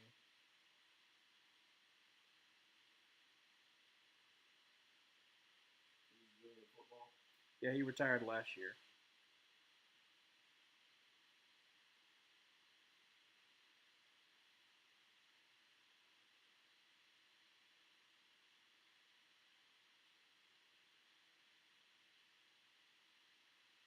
Oh, his calf and Achilles for Christian McCaffrey. I thought it was just the calf.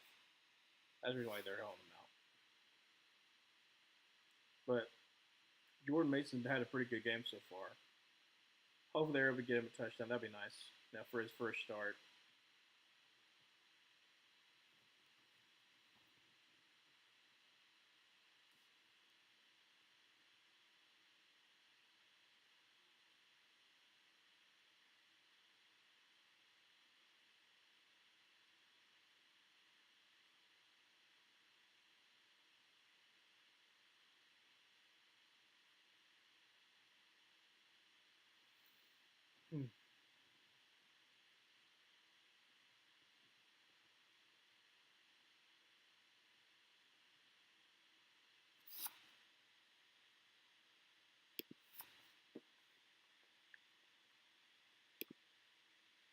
See what people are saying around the league.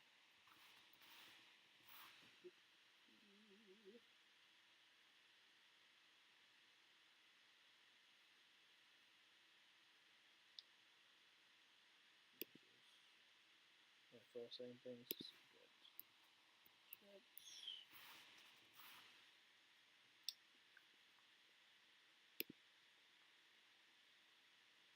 Hello, Marilyn. Thank you for stopping by. Like it's halftime, so we still got like 10 more minutes till the second half resumes. I'm just looking at seeing what people are saying around the league, especially like Jets fans, 49ers fans. They're basically just saying, talking about like how like obviously the first quarter is dominated by the Jets, and the second quarter, it's pretty much been dominated by the 49ers. Tell of two quarters for sure. That's still wild. The Jets 2022 draft class. I got Sauce, Gardner Wilson, Garrett Wilson, Breesaw, and Jermaine Johnson. That's still crazy.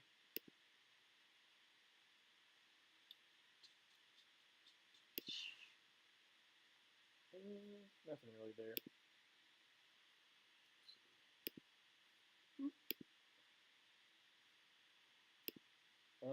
Let's see what the 49ers are saying.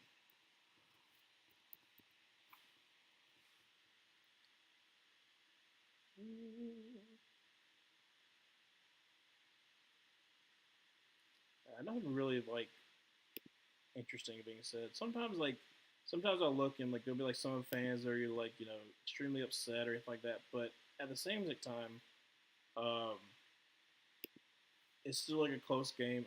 Like granted, it's a 9 point game. It's still a close enough game that if the Jets gets a stop here and then score, it's still a one position game. And the Jets are the defense to be locked down as long as everybody's healthy. So excited how this game will continue to go.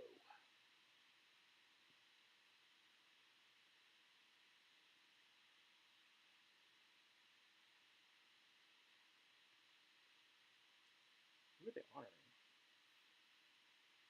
Is that Vernon Davis? Looks like Vernon Davis. Oh, that's nice. Vernon Davis is getting inducted, or is he, or is it someone? Oh, Frank Gore is getting inducted into the 49ers Hall of Fame. That's nice. Oh, seems like the first half of these games have been players getting rust off. Yeah, second half. Yeah, that's the reason why. Like for week one, I kind of see that it's more so either people getting like the rust off, or like you really don't really don't take stock in a lot of week one. I mean, like was it like 4 years ago? Gardner Minshew wins the first game. The Jaguars lose the rest of the games. A couple of years ago too, like the Saints blew out the Packers 40-3, and then the Packers ended up making the NFC Championship game. And like, there's still some things to be concerned about. Obviously, with a lot of these teams, like I'm very concerned about what happened with the Panthers.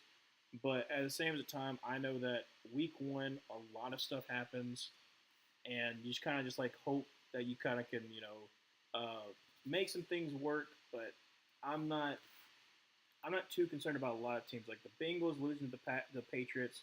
The Bengals always do this in the beginning of the year, where they kind of come off a little um, a little slow in the beginning of the season. So I'm not too terribly worried, but I was really glad that I was kind of right about the Cardinals being scrappy and being in almost every single game. They definitely had the Bills number there. And then the Falcons, like DJ Watt was just absolutely dominant. They really screwed him up on one of the sacks. He had a sack fumble, and they called an offsides penalty. But he just timed it up really well. So I don't know. Like I said, week one's always just so weird. I mean, heck, the Titans lost because the Bears defense scored more points than their offense did. So week one, oh, you're a Packers fan, yeah. Yeah, that's it's so like it's a good thing though. It's only like a 3, maybe 4 week. The way that they're mentioning it, I think it's only going to be a 3 week, 4 weeks at most for Jordan Love being out. I'm trying to look back at your schedule. I know you have the Colts coming up too, so that's going to be a hard game. But then I did not want that. Let me see. Packers schedule. I think you might also have the Vikings too. Let's see. Yeah, so they're Titans, Colts. So as long as you see Colts, Titans, Packers, Rams, Cardinals. So over the last next 5 games, let's just say 3 or 5 games, they're showing the highlights. I do not want to see. That's 47. That's so bad. Over the next 4 to 5 games, if you can be 2-3 in those games, or even 3-2, then you're still in a good situation. You want to be at least close to 500 by the time the Jordan Love comes back. And like I said, like the Packers are still a good enough team. Your defense showed some symbolism of that it got better under Jeff Hafley, so that's good. Um, Obviously, when Jordan Love comes back, your offense still should be good. So I wouldn't be too worried, but it definitely is going to hurt you if the Lions come out to a pretty good start for you to try to win that division. I mean, it's going to be hard to begin with. The Lions are really good, but it's a good thing you don't have to face them until later on in the season.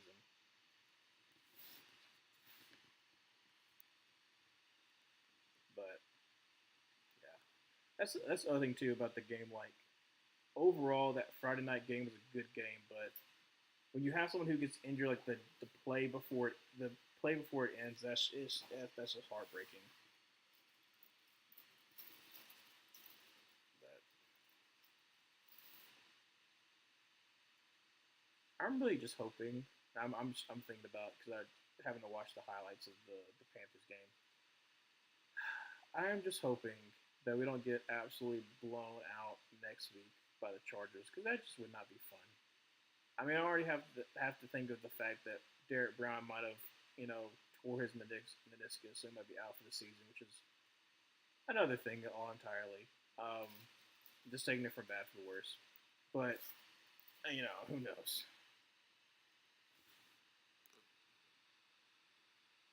Did y'all actually get Tannehill? Bears in a tough spot, yeah. As when to do the Browns. Oh no, I called for the Browns. I was like, your defense is still gonna be good, but I do not trust your offense to save my life. Game was rough. Told my husband someone would get injured on the field. Soccer turf is not the same. Yeah, so like from what I heard, their turf was supposed to be kind of similar to what both the Packers and the Eagles play on, but it just wasn't good condition. So I don't know, that's something that the NFL needs to do better on.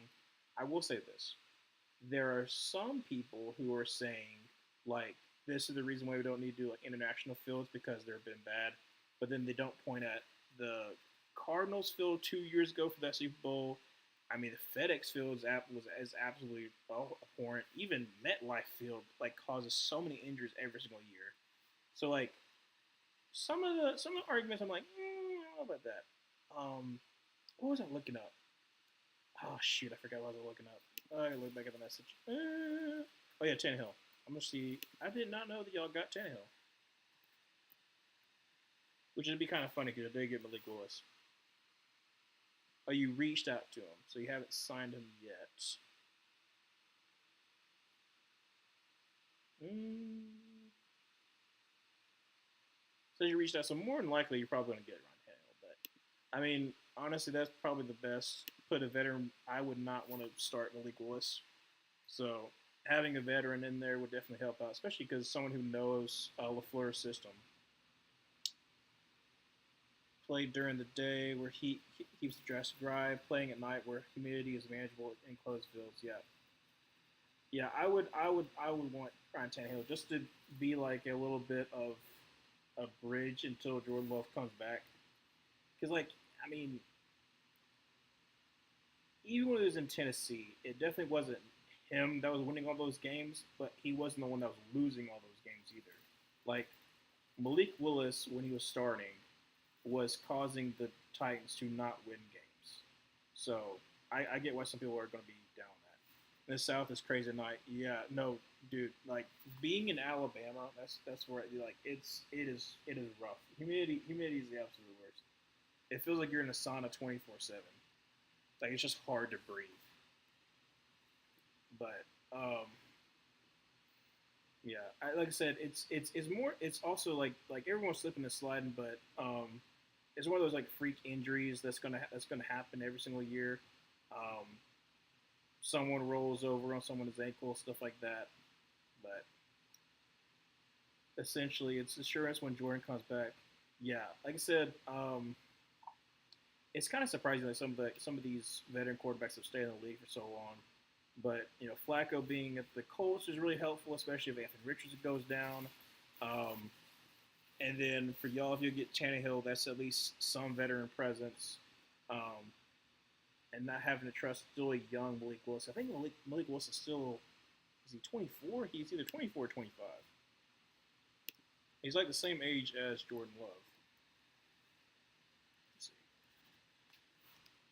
He is 25, yeah. All right, kickoff is about to ensue, so games about to be started back. I'm not opposed to international games. Good, yeah. Like I'm interested to see where the next big one will be because like the Brazil was like the next big um, international push. So I'm interested to see where the next one's going to be because obviously they'll have ones in Europe. They have like the Germany game, which Panthers Giants Germany game is going to be cool, and then kickoff go in the back of the end zone for a touchback. So first down 10 from the 30. Um, I don't know where they would go next. Both teams would probably have to go a bye with like the thing that I'm thinking they might go. Is football big in Japan? I know like football's done not football, but baseball's done stuff in Japan. In Japan, it's been really successful. So that might be something they might think about doing. That's like I said. That's what I'm thinking. I'm thinking that's probably gonna be the next move. Not too terribly far away if you get two West Coast teams going to Japan. Anyways, first down 10 from the 30. Oh goodness, the Jets are all over that. Maybe back to the line of scrimmage. So second down about 10, blown up by Jermaine Johnson there. Yeah, I want to go to an international game. That should be fun to see like all the fans who've never been able to see like an NFL game in person. It'd be fun to see, but do not have the money for that for sure. Try to make sure I got everything that said. Yep. Push baseball in Japan. We can do Japan. That's what I was thinking.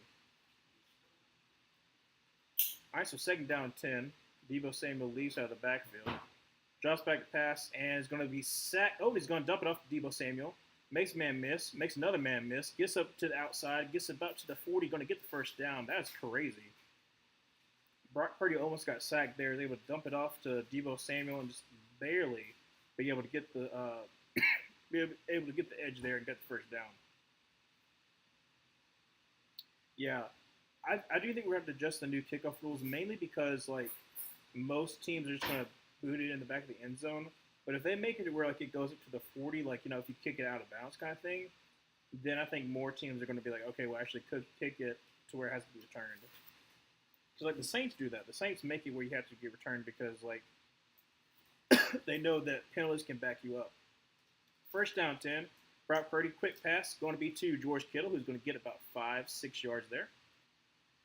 Yep, 6 yards there. So it's going to be second down and 4. 13:30 remaining in the third quarter. Goodness gracious.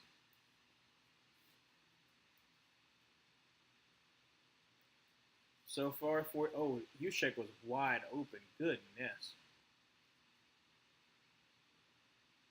All right, so 49ers are driving so far. Second down 4. Brock Purdy under center. Going to be a handoff to Mason, and it's just going to be gobbled up by the Jets. Maybe gains a yard. Be the 40. Otherwise, it's too simple to take. And like I said, I think they're going to push it all the way to the 40. Make it like there's a little bit of a scrap going on. Make it to where like you kind of force them to have to return it.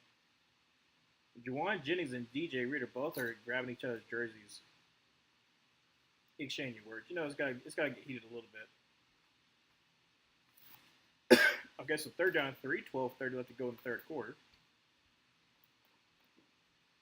Shotgun for Purdy with Mason to his right. Drops back to pass and throws a little high, but still caught by Juwan Jennings and gain of about 4 or 5 there. First down 10 for the 49ers, and he's coming up a little bit limp.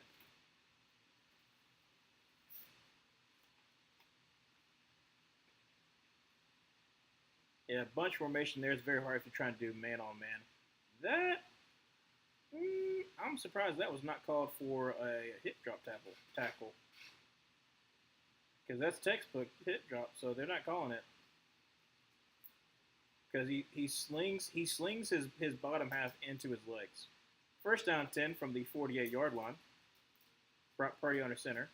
Going to be a handoff to Mason. Going to try the right side and he gets gobbled up, but gets about gain of 2, so it'll be second down and 8.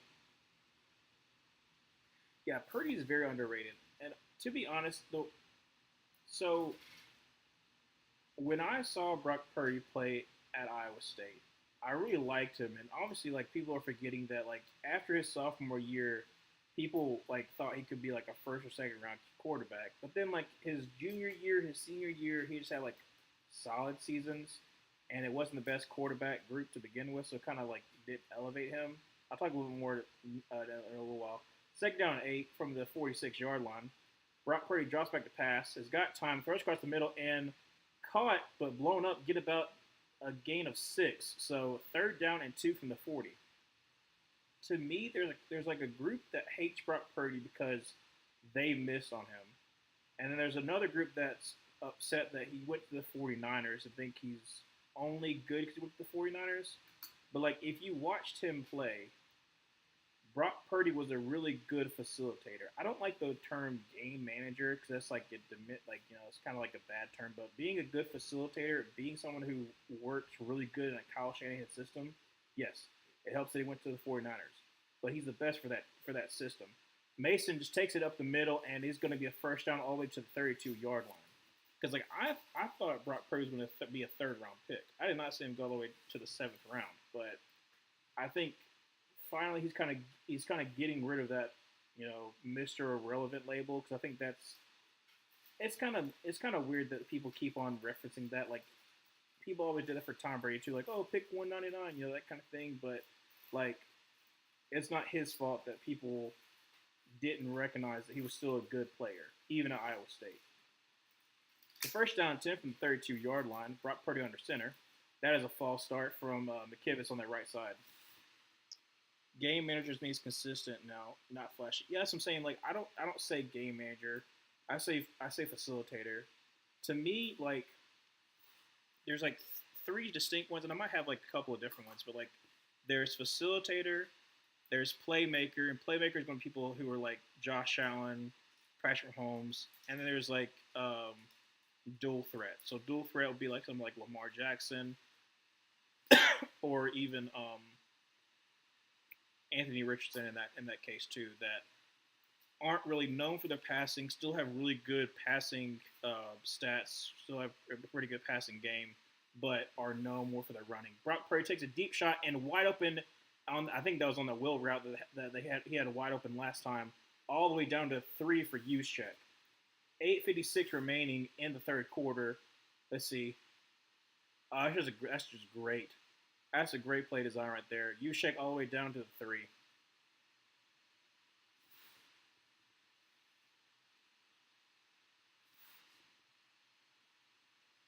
So first and goal, 49ers are just rumbling through.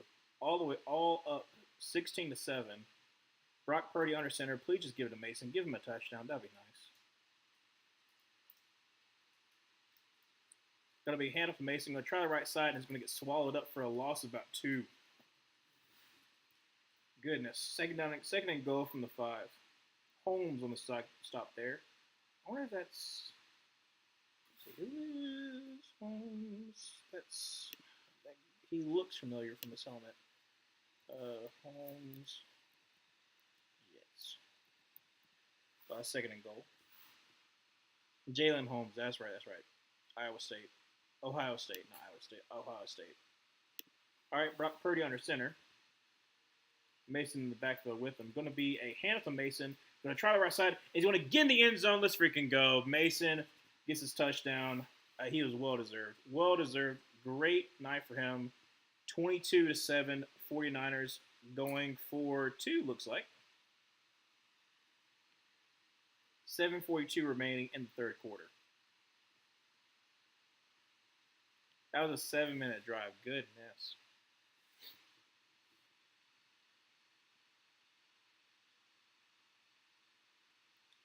And just great blocking by Debo Samuel, and also I think it was McKivitz on that down block too. Oh, actually going to no, it's going to kick an extra point. Okay, kick is up, and it is good. All right, so 23-7, 49ers are up. Jets desperately need to respond.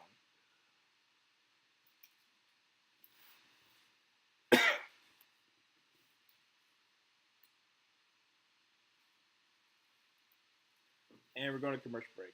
I'm gonna give you something to drink. I am parched.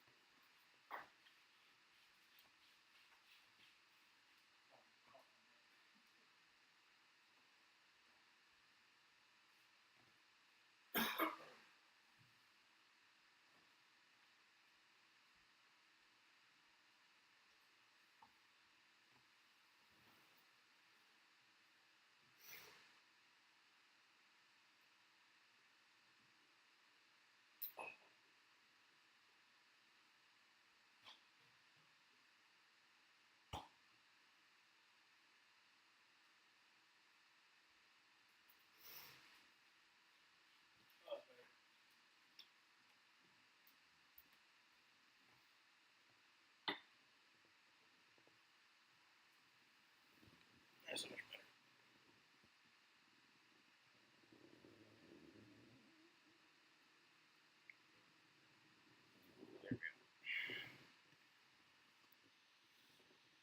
Yeah, the Jets desperately need to respond.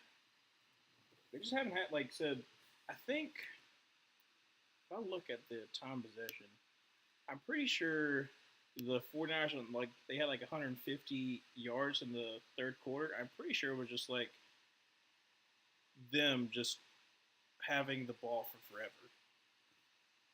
Let's see. Jets possession.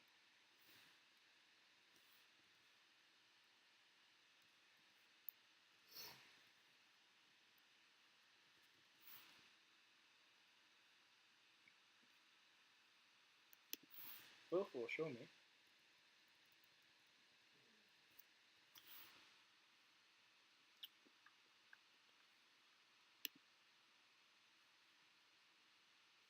Team stats. There we go. Yeah, time possession is 25 minutes to 11 minutes. Yeah, no, that's a yikes. But like I said, I think that's pretty much it. It's just the just haven't had the ball at all. Possession return. Look there. Turn up to the 20, up to the 23 yard line. He wasn't down. He wasn't down. Xavier Gibson wasn't down. Gets all the way to the 29-yard line. Great on him for them not calling him down. His knee never touched. Oh, let's see. People often speak about Dak better than Purdy. I think it's a smart strategy against Rodgers, trying to control the. Yeah, I think it's a smart idea for the 49ers. Just keep the ball away from them. Keep your defense fresh. Yeah. So to me, like Dak is still a good quarterback. I think that's a misconception. The misconception is Dak is still a good quarterback. However, every single year the Cowboys go on a little bit of a run, and then they start saying that he's elite, and then that's when he starts to fail you because he's not elite. Drops back to pass. Aaron Rodgers is going to dump it off to Brees Hall. Brees Hall had another great game. We get the first down all the way up to about the 30, no, not 30-yard, about to the 40-yard line. Yeah, that's usually the problem is that anytime that like a team starts doing well, you start piling on, especially when it's the Cowboys. And like I said, Dak is just not the kind of quarterback that's going to be able to deliver for your team by himself. Like some of the times it's not only on him, but when people start making Dak is an elite comparison, that's just not it. So first down and 10 from the 35-yard line. Aaron Rodgers under center. Going to be a handoff to Brees Hall. Going to try the middle. Going to get up to about the 40-yard line, so gain of about 6 there.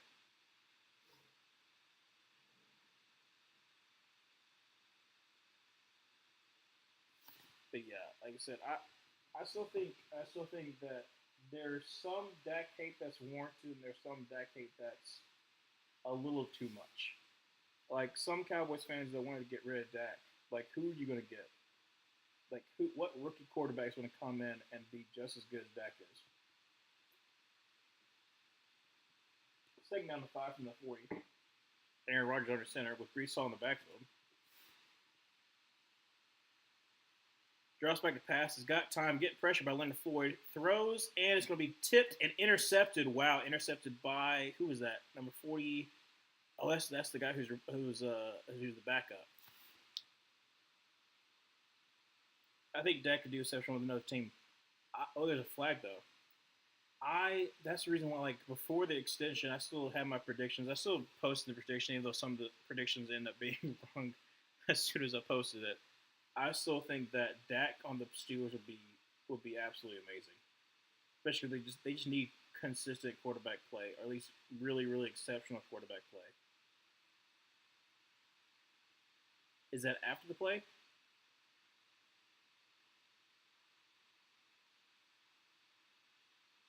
Oh, yeah, it's after the play. Okay, so it's still 49ers ball, but still penalty. So mm, not what you need for the Jets. And it's a great defensive play though by number two, and it just falls right into the hands of 45. But yeah, I think it's one of those things that being a quarterback for like the Dallas Cowboys are one of the most winningest franchises. Is definitely going to be um, hard for anybody. But when you put so much expectations that you put on him that you didn't really put on Troy Aikman, that's where I have a little bit of concern because like Troy Aikman wasn't that good of a quarterback. He's a good quarterback, but he's on the same exact playing field as Dak. The Cowboys just had even better team and also better coaching for sure. Yeah, that's not a debut drive we're looking for. I think Rodgers had looked decent. Um, Obviously, he's doing a lot better than Zach Wilson would have done. But that was unfortunate though. It was a great defensive play, honestly, on the ball. But yeah, if the 49ers score a touchdown here, I start to get really concerned for the Jets. It's still week one, so it's not like the end of the season, but it's still one of those things where like their defense is supposed to be top notch. 49ers are kind of moving the ball, controlling the game, especially with a so offensive line outside of Trent Williams, and they're able to really shove it down your throat. I mean, it's like 5 yards a pop pretty much every single time they're running. So that's one of the things I'm also concerned about the Jets watching this game. But like I said, I'm not totally out on them because obviously it's just week one, but it's something that I'm noticing that I'm a little concerned about.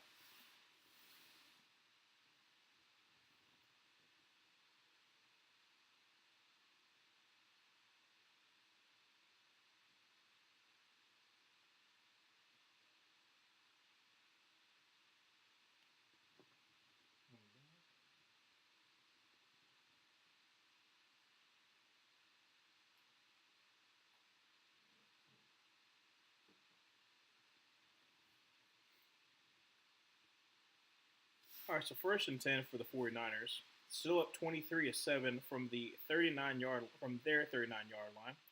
Going to be a play action pass, and it's going to dump it off and a little bit of a high throw because Will McDonald was right on his tail. So second down 10, 6:06 remaining in the third quarter.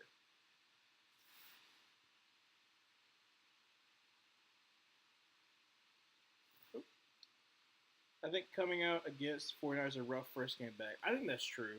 Like I said, they have a really formidable defense, but overall, Rodgers has still done well. I mean, that pick is not necessarily totally on him. It's still a great ball. It's just also a great defense. And he's done a pretty good job. It's just the 49ers have just kept the ball away from him. All right, it's going to be a handoff to Mason, who's going to get the middle, going to make a man miss, going to get up all the way to the 50. Goodness gracious. Midfield, first down. Great run by Jordan Mason there. Like I said, that's the other concern that I'm having for, like I already said it before, but Rodgers maybe not having the best game, but they're keeping the ball away from him. But they're able to keep the ball away from him because they're just punishing this Jets defense. Yeah, that's one of the things I'm thinking like if you're not able to stop the run against a Kyle Shanahan team, they're gonna run it down your throat. Shotgun formation gonna be another handoff to Mason, who's gonna get about two. So second down and 8 from about the 48-yard line. 5:15 left to go in the third quarter.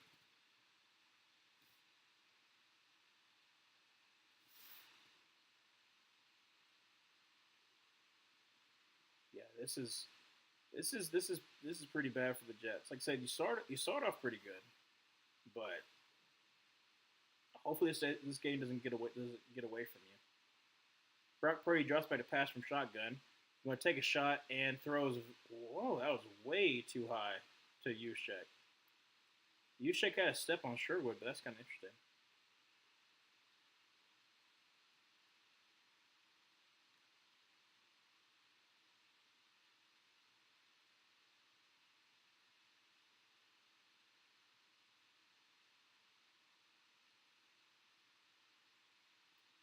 All right, so third down and 8. 4:48 remaining in the third quarter. Brock Purdy to shotgun with Mason to his left. Gonna be trips right. Brock Purdy drops back to pass. He's got time. Throws across the middle, and it is way too low for George Kittle. But there is a flag though.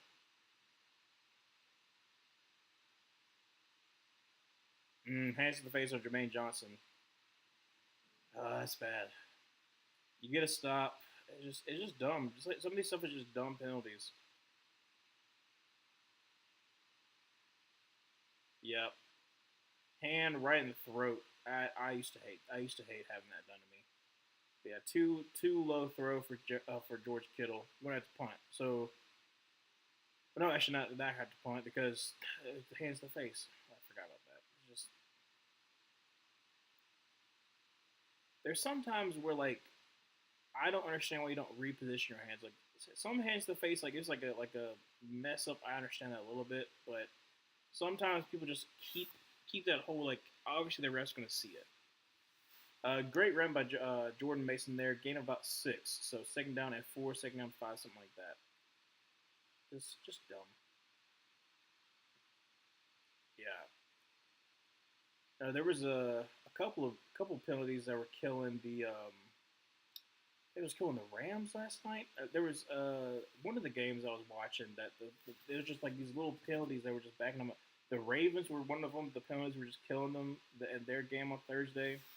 Second down and 5, going to be a handoff to Mason, who's going to try the left side, makes a man miss, carries another dude, only gets about 2 yards on the play. Third down and 3. But yeah, no, like the penalties are just either like drive killers or drive extenders. They're just one of those things that like you can't. You're never going to win a lot of games. You can consistently have many penalties that just keeps this drive going. Third down and 2. Brock Purdy drops back to pass, takes a shot, and almost picked off by was that Eccles? Miss Adams, number 22. So we're gonna have to take a long field goal.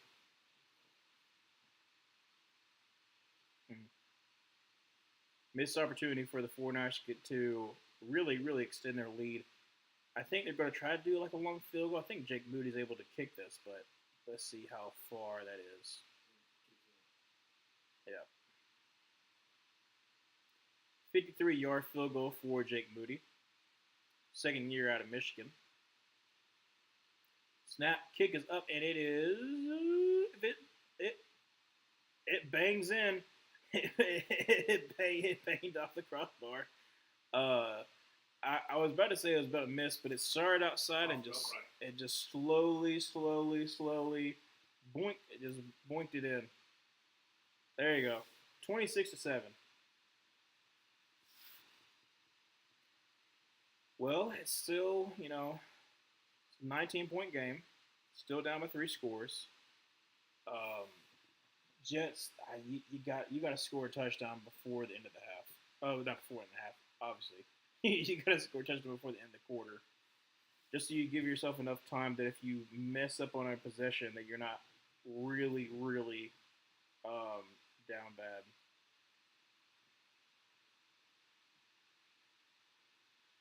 Like I said, the Jets were moving the ball until they threw the pick. So yeah, Jake Moody. I'm pretty sure. I don't know. I don't know if he won a Lou Groza award, but I know he was like a finalist when he was like in his final year at Michigan because he was really good then. Jake Moody. Let's see his stats. So I'm pretty sure he converted all 48 extra points. Good on him. It's so wild they got him in they got him in the third round. Let's see here. Show me college stats. Do, do, do.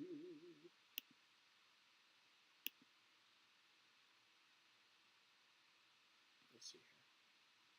See, he was there for 5 years at Michigan. The last year, his senior year, he was 29 for 35. Goodness. And the year before that, he was 23 for 25. That's pretty crazy. Making 52 long field goals, 59-yard field goals. Yeah. I remember liking him coming out of college, but I would not draft a kicker in the third round. I've seen Aguayo. I've seen Forrest Aguayo go to the Buccaneers in the second round. That's another thing too. I've talked about this with a couple of my friends. So being the Panthers fan and seeing the Bucks' success over the last couple of years, I'm still not to the point where like I absolutely hate it because for most of me liking the Panthers, the Bucks were really really bad.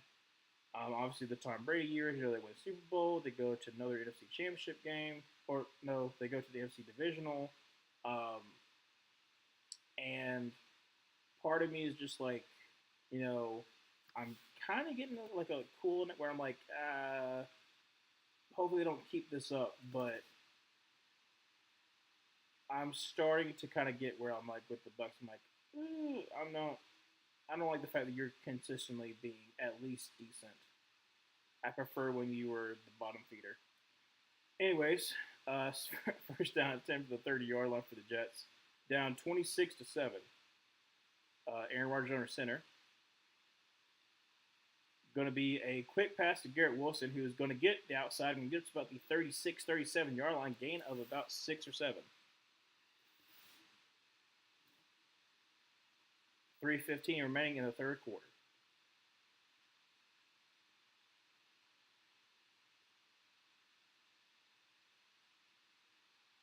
The Bucks made a rage as a Miami Dolphins fan. That's pretty funny. All right, Aaron Rodgers starts by the pass, throws a floater, and is caught by is that Alan Lazard? Yes, it is. First down for the Jets. That's one of the things that I'm always interested to see. Like uh, like people who like dads or stuff like that, like had like different fandoms than them growing up. They'll be. I mean, we were just an Auburn family. I'm the only one who's like an NFL fan. But first down 10 for the 38-yard line. Aaron Rodgers in the shotgun with Brees Hall to his right. Bunch formation to the right. Aaron Rodgers drops back to pass. It's going to be a handoff to Brees Hall, and it's going to get maybe 2 yards. Yeah, I'm like I said, I'm happy for Baker. I talked about like I talked about in my predictions last year. I predicted the Bucks were going to go 2-15 because I thought that things went wrong for Baker and I was suspected that offensive line and all that kind of stuff. But he really surprised me and he did a really good job at Tampa Bay. So I'm happy for him, especially with how the Browns did him dirty. They did him absolutely dirty. Second down 8. Aaron Rodgers in the shotgun with Brees Hall to his left. Drops back to pass. Has got time. Got time. Throws off his back foot and dropped. Brees Hall drops it. Would have been about a 3-yard gain. Now 3rd and 8. 1:43 remaining in the third quarter.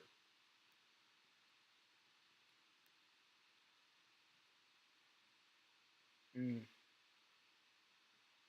I mean, like I said, it would have been third and manageable, but it just goes right through his hands. There's been a couple of bad drops this game. Like Ayuk's drop touchdown, his drop. There was another drop I can't remember. Another drop that went right through his hands. So third and 8 from the 37, and that's an offsides free play. And it's going to take a shot, and it's going to be a touchdown to Alan Lazard. Let's freaking go. Let's freaking go. Jets get on the board off of a free play. Aaron Rodgers, Alan Lazard, that connection is always going to be through. Browns fans is karma how things work. Yeah, no, with the Brown, oh, they're going for two. They're going for two. Okay, let me announce this, and then I'll talk about the Brown situation. Yeah, Leonard Floyd got way off, way offsides, and just deep shot. Great play by Aaron Rodgers. See if they get let's see if they get the 2-point conversion.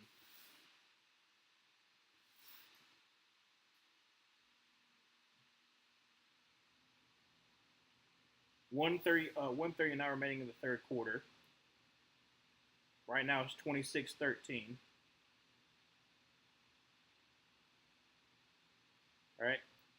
Aaron Rodgers in a shotgun with Brees Hall to his left. Make that to his right. Aaron Rodgers. Gonna be hand off to Brees Hall and gets met at the line. Ooh, did he make it in? No, he gets stopped. He stopped short. They spot him short. So do not get the 2-point conversion. Still down by 13. How many yards for that deep shot? Ooh, I don't know. His forearm's down. Yeah, his forearm's down. I think that was that 37-yard bomb? Yeah, they're at the 37, 38-yard line. So still another deep shot. Now, not quite a. I'm think it depends on what fantasy league you're in. Sometimes the 40-yard bombs are more. It depends on what fantasy you're in. But I think it was a 37-yard bomb. I understand why they did the 2-point conversion. You're still down by 13. Like if you get it, then you're down by 11. So that you can do another. So then you're technically down by 2 scores. You're still down by 2 scores either way. But yeah, I understand why they did. I don't like the play call because you haven't really been able to run on the 49ers. So I don't know why they did that. But going back talking about the Browns, yeah, it's kind of karma. Honestly, it's kind of crazy. Like all the trading for quarterbacks and how it's pretty much been the opposite for every single team that's traded for a quarterback. Outside of the big ones like Matthew Stafford, Tom Brady wasn't traded for. Even Jared Goff that flip it really worked out for both teams. But like the Russell Wilson trade, absolutely terrible. The Seahawks have been able to really revamp their whole entire defense with that trade. The Texans have been able to really revamp their whole entire team because of the Browns trade. I mean, you don't get Will Anderson if you don't have the Browns trade. You don't get Kenyon Green, who has really looked good in this. I think is his third season. I remember him out of Texas A&M. I liked him out of Texas A&M. Had a rough first season, had an okay second season, and looked really good this first game. He was another Browns pick. I'm trying to remember who else was a Browns pick. But that's another one too, where it's just the picks are really working out in the other person's favor, and the other team is saddled with a really, really bad contract. Like the Browns can't get out of the Sean Watson contract because of them restructuring his deal. It's $100 million in dead cap if they try to cut him next year. It's $150 million if they try to cut him this year, which is that's still crazy. I mean, Jimmy has the money to do so, but it's still. It was a bad contract when they signed it, but it's even worse. They keep on restructuring it because it just pushes the money down the field, and that's the reason why in my prediction I really do think that Amari Cooper might be sent out because just try to make some kind of room in cap space because they have none. They have none because of the decisions that they made, and it's going to be bad for the Browns. And I feel bad for Browns fans. Well, I feel bad for some Browns fans because some Browns fans really try to defend Deshaun Watson, but it's just bad. But you made your bed, you gotta lay in it. All right, first down 10 from the 20-yard line. Brock Purdy under center, going to be handoff to Mason, who's going to try the right side, gets met by C.J. Mosley, maybe a gain of one.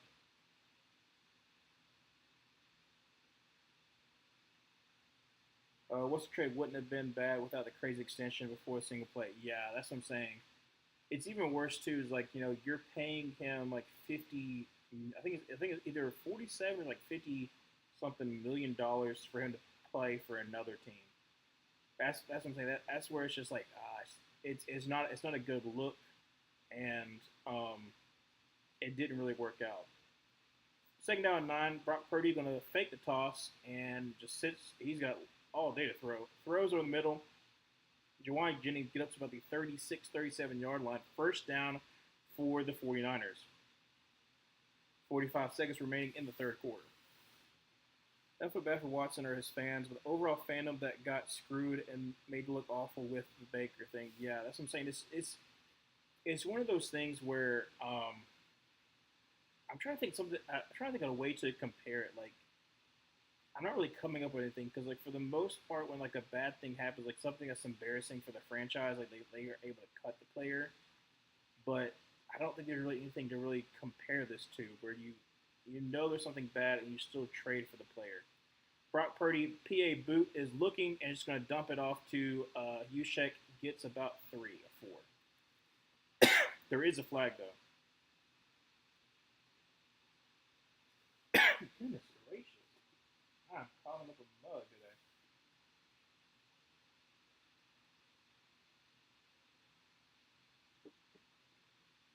What's the flag?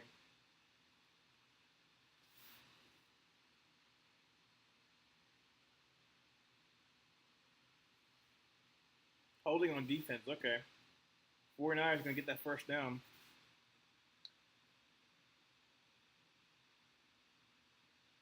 Yeah, like I said, it's just an embarrassing on the franchise. Like I understand that they haven't had a franchise quarterback since basically their reinstallment. But you had Baker. Baker won you a playoff game. He fought through injury that next season, but he still played bad. And then when you go after Deshaun Watson, obviously he's not going to be happy with that, and then he wants to leave because obviously you didn't want him anymore.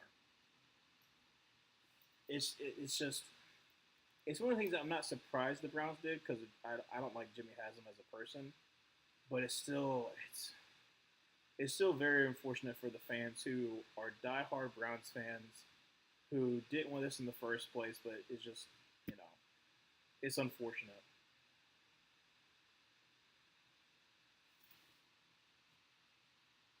Yeah, I mean, like I think the Steelers are only paying Russell Wilson like $1 million, but I mean he's getting 54 like or whatever for the Broncos. So I think he's still happy.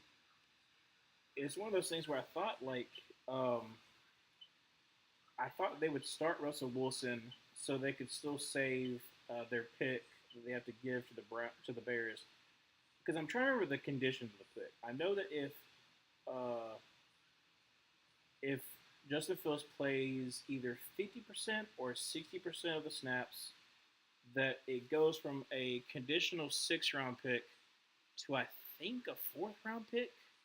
I might be wrong. It might be a 5th round pick, not a 4th round pick. But I know it's like one of those conditions that you don't really want to give up. But like if Justin Fields is playing better than Russell Wilson, then you're gonna play Justin Fields. And honestly, he gives the Steelers the best shot of winning a very very difficult schedule because like the Steelers like I picked the Steelers to have their first losing season under Mike Tomlin, and I'm probably going to be wrong. I was right last year where I had them going 10-7, but I don't know. Something about this year, I'm just not. I don't feel as confident as I have in the past. They're going to go 9-8 or going to go 10-7 because even though their defense is good, I can't trust either quarterback to really deliver. I mean, he couldn't do that last year either, but I don't know. Something gives me off a little bit of a vibe.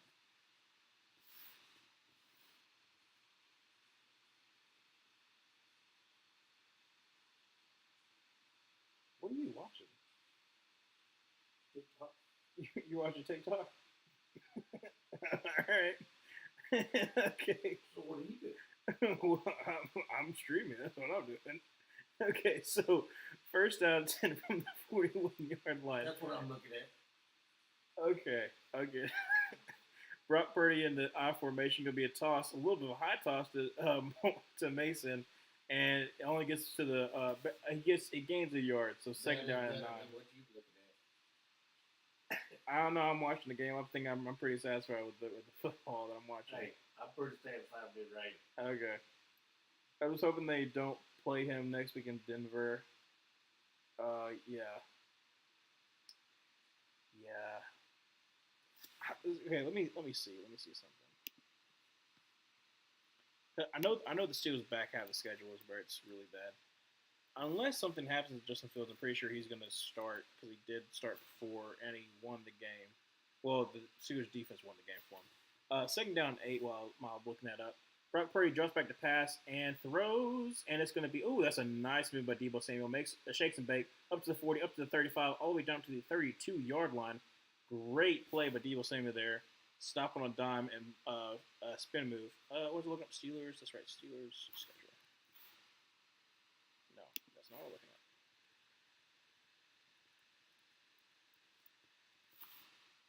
Because let's see here. Yeah, I also, yeah, like I said, I wouldn't want to start him in the Broncos country because like literally they would be booing the whole entire game. If you want to get a stadium motivated, you put their starting quarterback they hated starting. Brock Purdy just flips it to Kelsey, and I keep on saying Kelsey. George Kittle, goodness gracious, gain of about a yard. Gets basically mad as soon as he catches it. So it'll be about third down and 8. They do a decent run of fields, assist games, and then readjust based on record. Yeah, like I said, I think they should definitely give him his fair shot. I wasn't the biggest fan of Just Fields coming out. There's still some concerns that I had for him, and he's still shown some flashes, obviously, with his running ability. Um, but some of his reading is just not the best. But I think you can still make that work. Gonna be hand off to Mason and the second down 8, gain of about 2. Yeah, get about 2 there, so about third down 6. But I still think you should give just for a fair shake. He kind of got that with the Bears last year, but at the same time, like Luke Getzey's offense did not cater to Justin Fields.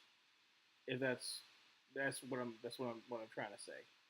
And so it definitely showed sometimes that he was not put in the best situation for him. I'll just say that. Third down 6, 12:10 left to go in the fourth.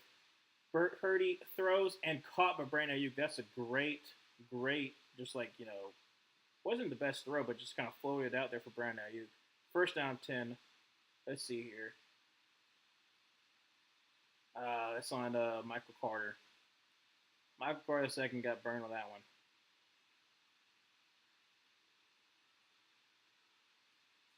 I mean, Brock Purdy just stayed in there while he knew he was going to get hit. But first down 10. Honestly, the if they score any kind of thing, it's going to be a 3-score game. Brock Purdy in a shotgun with Mason to his right. Going to be a handoff to Debo Samuel. Gets the edge, but gets tripped up and going to get back to the line of scrimmage. So second down 10. DJ. Oh, no, DJ reached doing push-ups. Okay, I thought he was hurt. You seem to think with Thrive. I can agree. I think there's some quarterbacks that are in a bad situation. There's still some quarterbacks that are too early to tell, like with Bryce Young still kind of too early to tell. Will Levis still too early to tell. Still in their second season. Even Anthony Richardson still kind of too early to tell because he didn't really play anything but like 4 games last year, and this is 5th game. So like there's still like some young quarterbacks that because of the situation they're in, you can't quite judge just yet. I think you give any rookie 3 years because by the third year, you've been through that rocky rookie season. That second year, you show improvement, and then by the third year, you should be who you're expected to be. Because that's what happens with a lot of people might not be like out the gate stars. They might have to take a little time to develop. But yeah,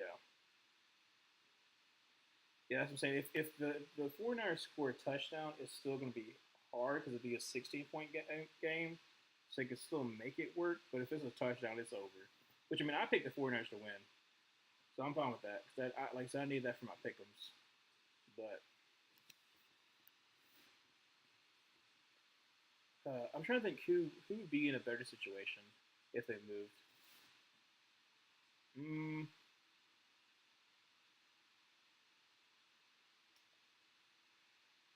not the AFC East. Uh, Not really NFC East. I mean, Jaden Daniels would definitely be better if he wasn't behind the offensive line, but it's still too early to tell. Um, Everybody else kind of like fits their scheme. To the south, mm, Michael Penix would be better if he actually was starting. Mm, AFC South, same as I think. Trevor Lawrence probably better if he wasn't um, the victim of a lot of bad drafting by Trent Baalke. I mean, he hasn't delivered. There's been a lot of problems that Trevor Lawrence still has. He still has a very bad fumbling and turnover problem overall. But I haven't been a fan of Trent Baalke for a while. And when he got hired to the Jaguars, that was not a good decision. Anyways, second down and 9 from the 14-yard line for the 49ers. Mason's to the backfield. Going to be hand off to Mason. He's going to try the left side and is going to get wrapped up maybe a gain of like half a yard. So it's going to be up to the 13-yard line. Still third and long. 10:50 left to go in the fourth quarter. Jets desperately need to get a stop here. Hold them to a field goal. Yeah, that's what I'm saying. Like Dak. Yeah, okay, yeah, that's right. Dak to the Steelers, like I said before, I thought that was going to happen this offseason if they weren't able to pay Dak. I thought Dak would be in contention for the Raiders and the Steelers because both of them have really good cap numbers. I'm really surprised both the Steelers and the Raiders have a really good cap space. They would be able to pay him. Honestly, they can make a splash in free agency this upcoming year too. Brock Purdy drops back to pass, throws, and it's going to be caught by Juwan Jennings. Makes a man miss, makes another man miss, and he's going to be short by a yard. 4th and 1 from the 5. 49ers, you just got to try to barrel through, try to get this first down. I mean, I would go for it. I mean, if you score a touchdown, it's pretty much over. The fact that he signed for more years to the Cowboys is wild. I'm trying to think because, like, he signed for 4 years. There's a timeout by the Jets. Timeout by the Jets, 4th and 1, 9:46 remaining in the fourth quarter. Um, in my opinion, um, it'll be interesting to see how in 4 years is going to work out because Dak will be out of contract. He was 2016, so he's what 30? I think he's 30. So he'll be 34, which is still should be a good quarterback by 34. CeeDee Lamb will be going into his next big contract because he'll be like what 28 because he's what 25 right now, right? I'm trying to think what his price, what his age is, because he's going to be in that Devontae Smith third contract kind of situation.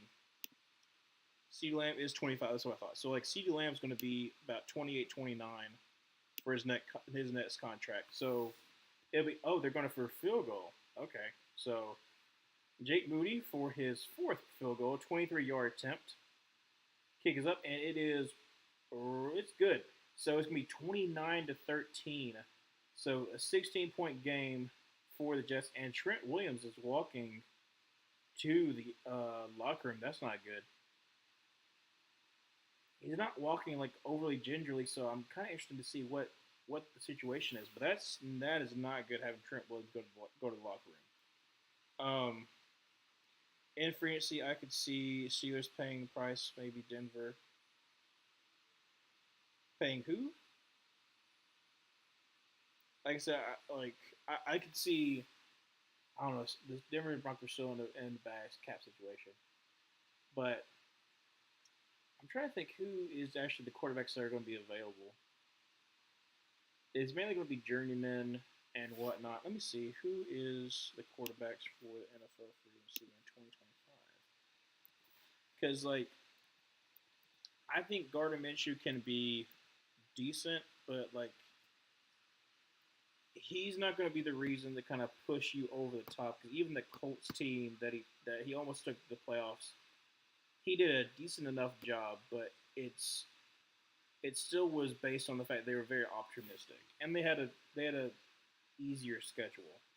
Um, let's see, NFL free agency. There we go. There. Okay. Let's see. So far, is not looking good as far as oh, they could get Trey Smith. Trey Smith, I don't think is going to be back for the Chiefs, mainly because they're already paying um, Creed Humphrey and a lot on their offensive line. I don't know if they're going to be able to invest all that much money. Let's see, Sam Darnold, Zach Wilson, Trey Lance. This is looking absolutely abhorrent. Andy Dalton, Justin Fields. Depends on what happened there. He could probably get paid in free agency.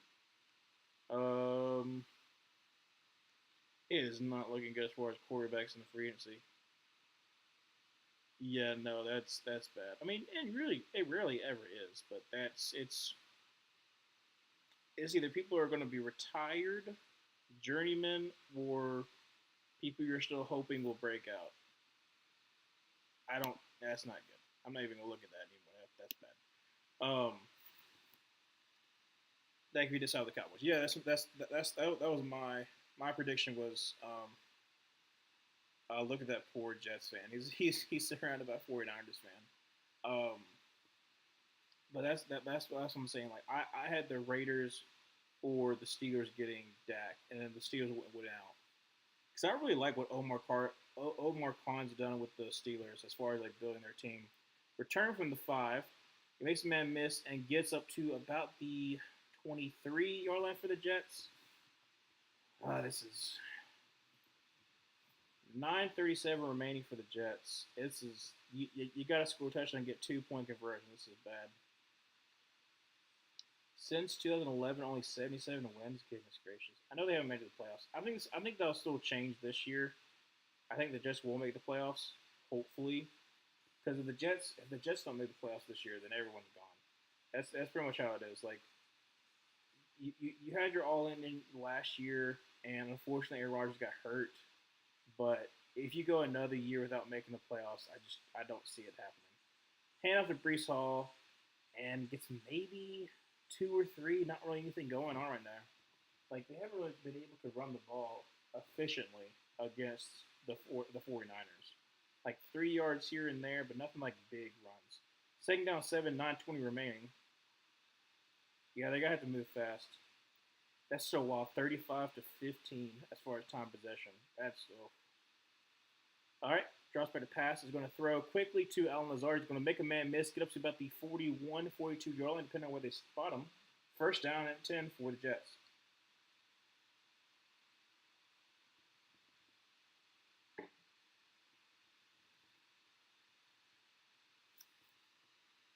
Yeah, if Fields continues to play well, then he's going to stay in Pittsburgh, and it's going to be a really good deal for the Pittsburgh Steelers too, because they're not going to have to overpay for him, because I don't think it's going to be a huge contract. All right, just back to pass. He's just going to dump it off to Brees Hall, who's going to make Devondre Campbell miss. Going to get up. I don't know if he got that first down. I think he got about 8 yards there. No, 9 yards. All the way up to midfield. So second down at 1, 8:27. The clock is running.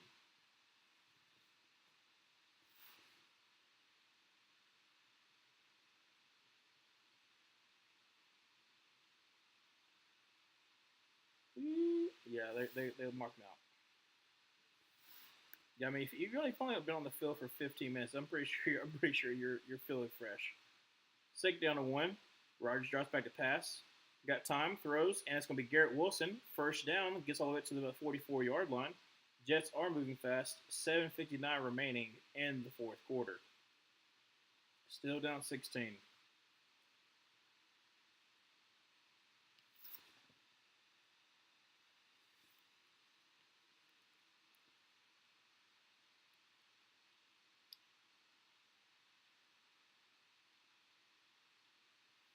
Okay.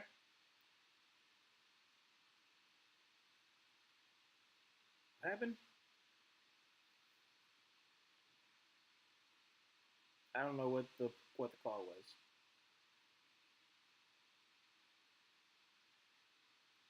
Bam. Oh, his toe was out. That's incomplete pass. The chicken. Yeah. He get 1 foot down, but that second foot, that toe's out. Yeah. So that's gonna be an incomplete pass.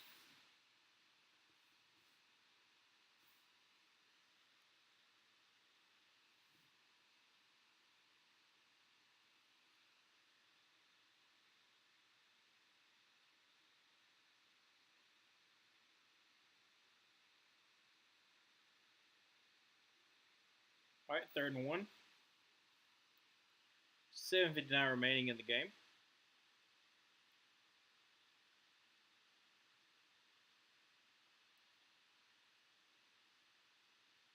Going to send Alan Lazard. Nope. Going to be a run and gets stuffed at the line. Oh my goodness.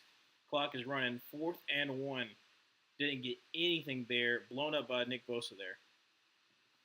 All right, 4th and 1.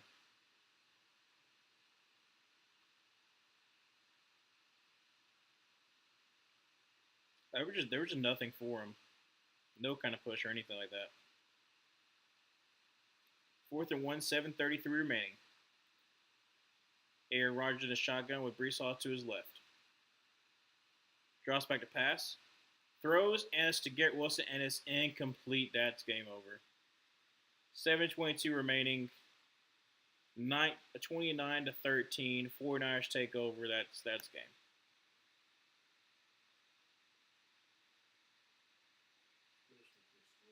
Yeah. A little bit of a low throw, but also good defense by number 22. Ah, that's unfortunate. You saw what he did. Yep, I saw James Earl Jones die. That's sad. Yep.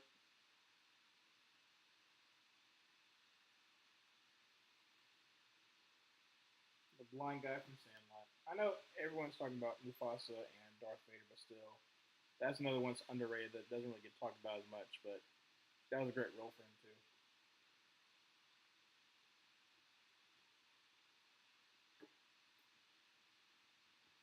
Yeah, it's unfortunate. Like I said, the Jets still they didn't have a terrible game. They went up against a really good team. Um,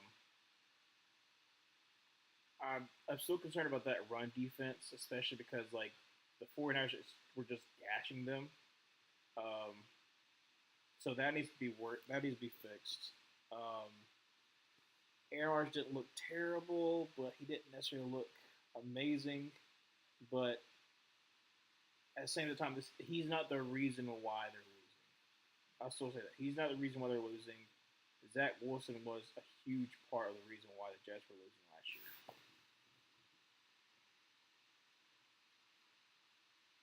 Yeah, I'm trying to remember the Jets' next couple of games. Like I said, I know they have a hard schedule, so that's why I still thought they were going to go like 10-7. It's just rough. Um, at Titans, Patriots, so still scrappy teams they got to get through. Broncos, that's going to be fun. Nathaniel Hackett gets revenge against the Broncos. Vikings.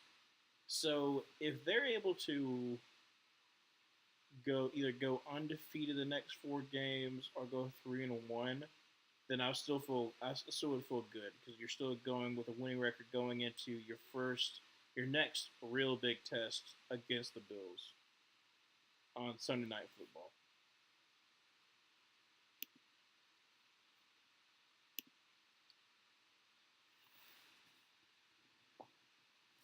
If I had to guess, 49ers are just gonna run the ball down their throat.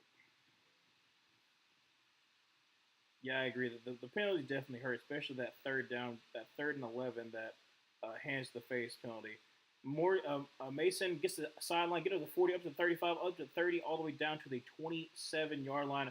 Great run by Jordan Mason there. Gets the edge and just able just to rumble on through. Like I said, he's had a great game. I think is he over 100 yards? I know he's pretty close.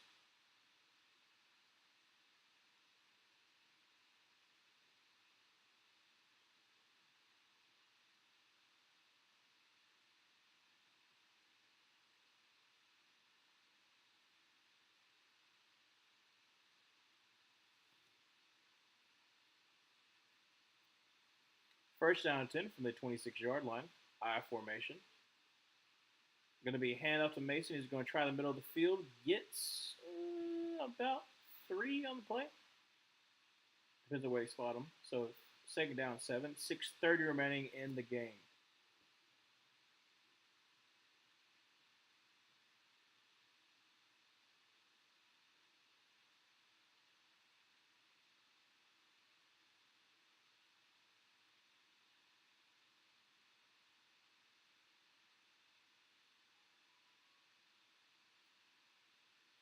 Yeah, the Titans and the Patriots are going to have.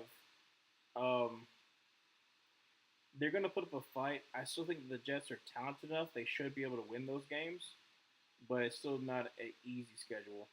Going to be a handoff. Well, actually, we're going to toss it to Mason, who's Mason man miss, gains about 5 on the play. So about 3rd and about 2 with 5:45 remaining in the fourth quarter. So the game's kind of over. Mason's coming out for a spell. Yep, 28 rushes, 146 yards, 5.2 a carry. Good on him.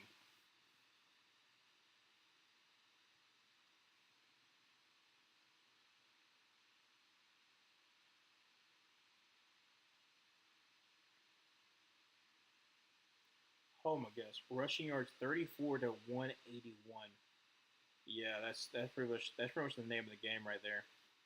All right, shotgun formation for Brock Purdy, and going to be a timeout by the 49ers. Oh no, actually flag. They actually got delay a game on that one.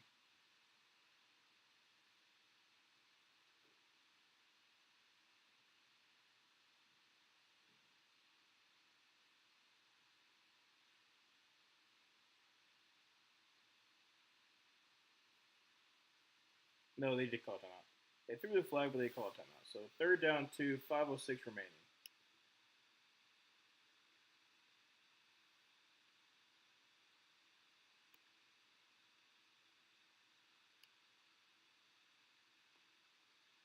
Yeah, 34 to 181. That's how bad. Like, it's one thing that the Jets didn't have as many opportunities because they just weren't on the field, but like, it's the name of the game that if you're able to dominate the run game, you're going to win a lot of games. And so far, the 49ers have really dominated the Jets front seven. Really, for some reason they're going to pass, and then Brock Purdy just falls down. I don't know why you wanted to pass on that one. But anyways, so going to set up another field goal. 4:45 remaining in the fourth quarter. Now, if Jake Moody misses this, I mean, this will be his 5th field goal. So if you have Jake Moody in fantasy, good on you. 42-yard field goal. 4:30 remaining in the fourth quarter. Snap, hold, kick is up, and kick is right down the middle. All right, so that is definitely the game. 32 to 13. 4:20 remaining in the fourth. Yeah, I think. Well, I don't know if that's the worst of the weekend. The Panthers Saints game is absolutely. You know what? Let's just look. Let's just look and see what the disparity of the Jets. Well, obviously seeing the disparity of the Jets versus the 49ers. See what the Saints Panthers game was. Let's just look. Let's just look and see. 47 to 10. You know, not the best. Not the best. Let's look at team stats. Okay. Rushing yards, 180 to 58. So not as bad, not as bad, but still not good. Um, they had twice as many first downs as us. Um, time possession, 36 to 23. So not as bad as there, um, but still not good. So yeah, you could say it's worse, but I think a 37-point loss is probably the worst of the weekend. That's for sure. We're gonna move on. We're gonna move on with from week one, but it's yeah, it's just it's bad.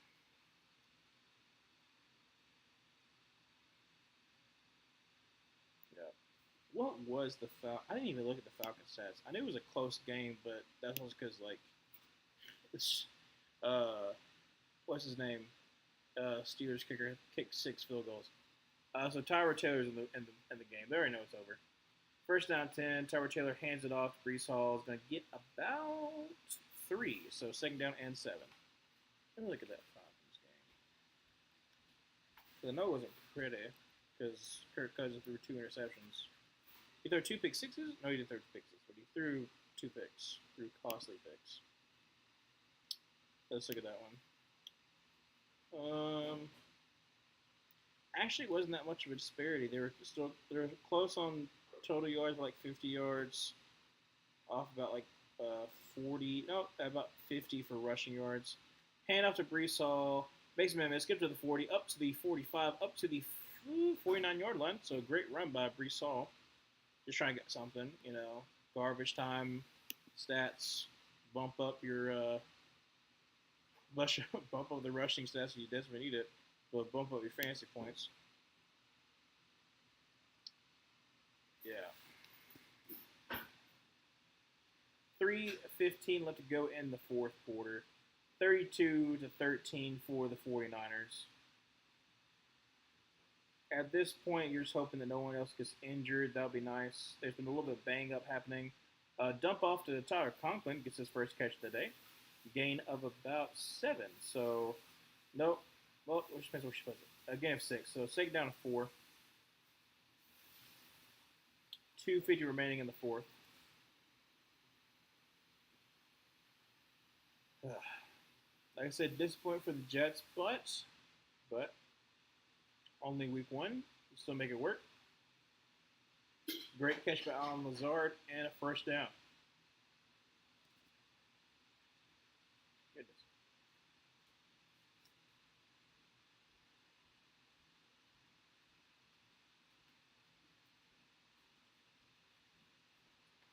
2:15 remaining in the game. Tyra Taylor takes a step back, takes a shot, and it is almost picked off by Ward. Try to get to Allen Lazard. So second down 10, 2:12 left to go in the fourth.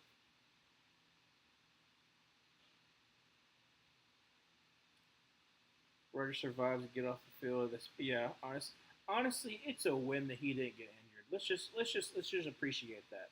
Rodgers going against Leonard Floyd again, didn't get injured.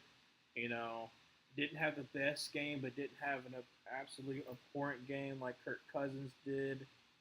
It's good. Going to be a screen for Braylon Allen, who's going to get about 9. So third down and about 1. Coming up to the 2-minute warning. You can't win, at least keep them safe. Yeah, sure. Like I said, you still got a long season. Everything's still in front of you. You haven't played.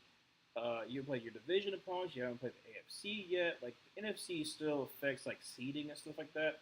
But at the end of the day, the next couple of games are really going to determine like, hey, maybe I dropped the first game, but we're not too desperately in the hole. We're still.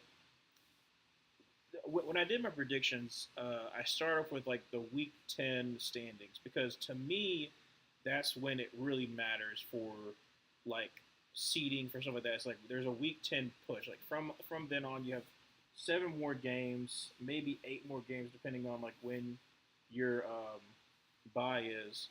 And it's like that's like the real time that it really determines like who's going to make it. That late November, December, even January football determines who's making it to the playoffs. So that's the reason why I did that in like the predictions video. But Yeah, like I said, you just need to make sure that you're like, as long as you're 500 by week 10, then you're still good. You're still within grasp of what you want to get, unless your division's absolutely like someone's leading it that's like 9-1 or something like that.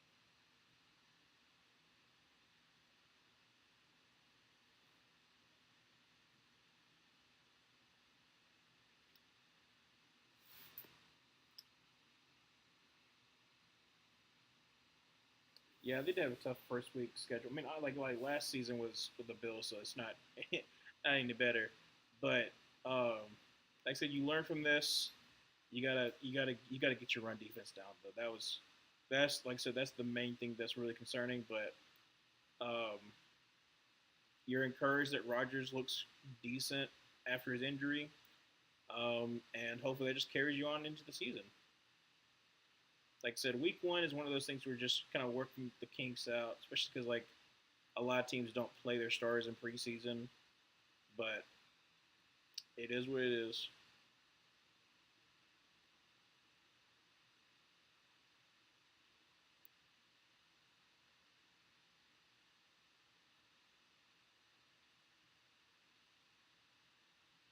All right, we're coming out of the 2 minute warning. Jets are at, what are they at again? The 30 yard line. Going to be handoff to Braylon Allen, who's going to make a man miss, make another man miss, get up to about the 22 yard line. So great run by Braylon Allen. That's nothing too. Keeping Brees Hall healthy too is good. 145 remaining in the fourth quarter. Yep. Trevor Taylor drops back pass, throws wide open is going to be Garrett Wilson. Going to get about gain of 8 there. Second down and about 2.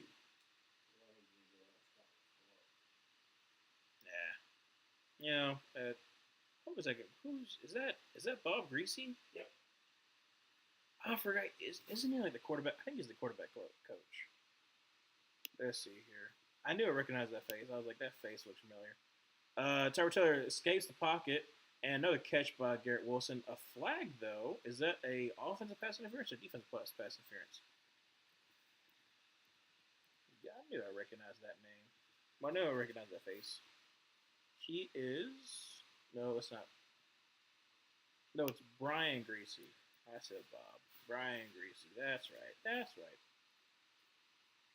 Yes, he is the quarterback's coach for San Francisco 49ers. That's right. Bob Greasy is the quarterback for the Miami Dolphins when they won their Super Bowls. Yeah, same difference. Tyler Taylor drops back to pass and throws, and it's going to be caught by Lazard up the 10 yard line, first down. Oh, that's another thing too. I'm trying to remember who it was. I think it was the Ram. Yeah, so the Rams defense coordinator is a Shula, like Mike Shula, Don Shula. He's the grandson of Don Shula, and he's the defense coordinator for the Rams.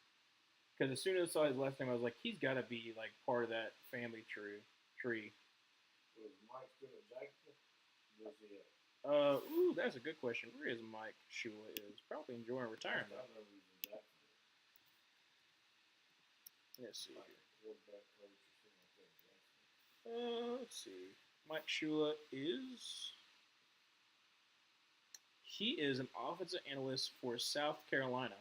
Tyler Taylor's going to scramble, going to get the edge, going to get to the 5, all the way up to the 3, no, to the 2 yard line.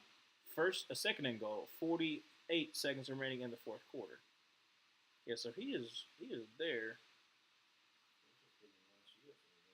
Yeah, I'm gonna see when we'll see for the Jacksonville Jaguars. Oh, that's probably a long time ago. Yeah. Tyler Taylor drops back to pass, throws a touchdown. Alan Lazar, let's freaking go. Okay, so um, I know you do not. This is I'm talking about that. I know you keep up with the NFL, but the reason why I was confused was like, oh, was he at the Jaguars? The last time Mike Shula was at the Jaguars as a quarterbacks coach was from 2007 and 2010. because I remember him mainly being Or the was it something else in Jacksonville since then?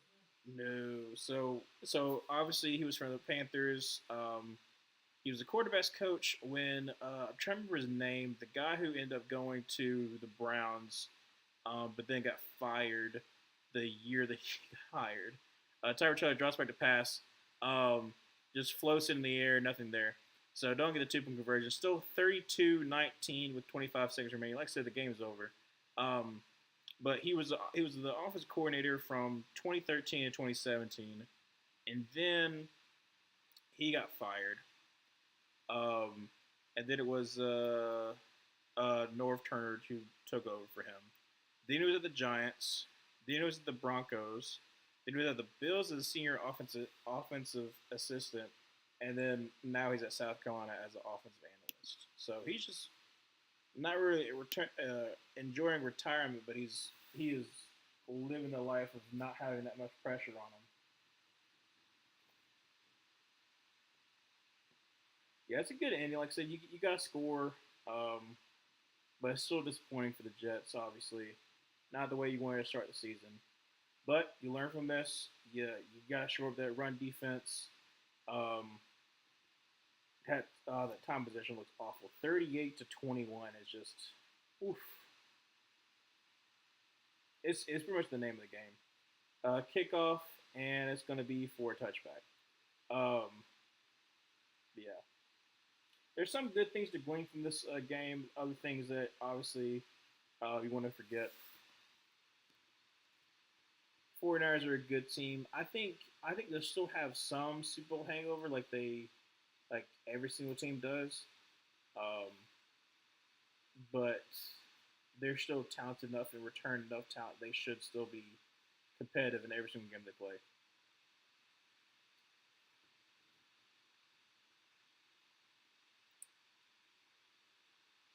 Who's 17? Is that is that Braylon Allen? Yes, it is. Braylon Allen, Arkansas quarterback. You remember him? Kneeling the ball in the season. I think the reason why they go for a 2 point conversion is they still able to run the play, like still like trying to execute a 2 point conversion. Like it's nothing like you're not doing like anything special or anything like that. It's kind of fun seeing Brees Hall and Brock Purdy together, like obviously longtime teammates at Iowa State. But it's one of those things where you still want to see execution, so it's something that you can still watch on tape instead of just kicking the extra point. So I get it from that angle. But yeah, so the final is 32-19.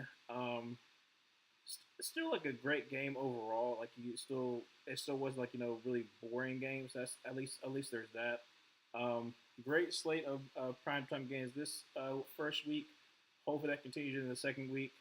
Great game by Jordan Mason, and overall dominant performance by the 49ers. Thank you so much for staying with me for this stream. I'll be streaming next week, Thursday and Monday. I'm probably not going to do the Sunday night game because I'm not really interested in that one. But you'll be able to see me then. Thank you again, and I'll see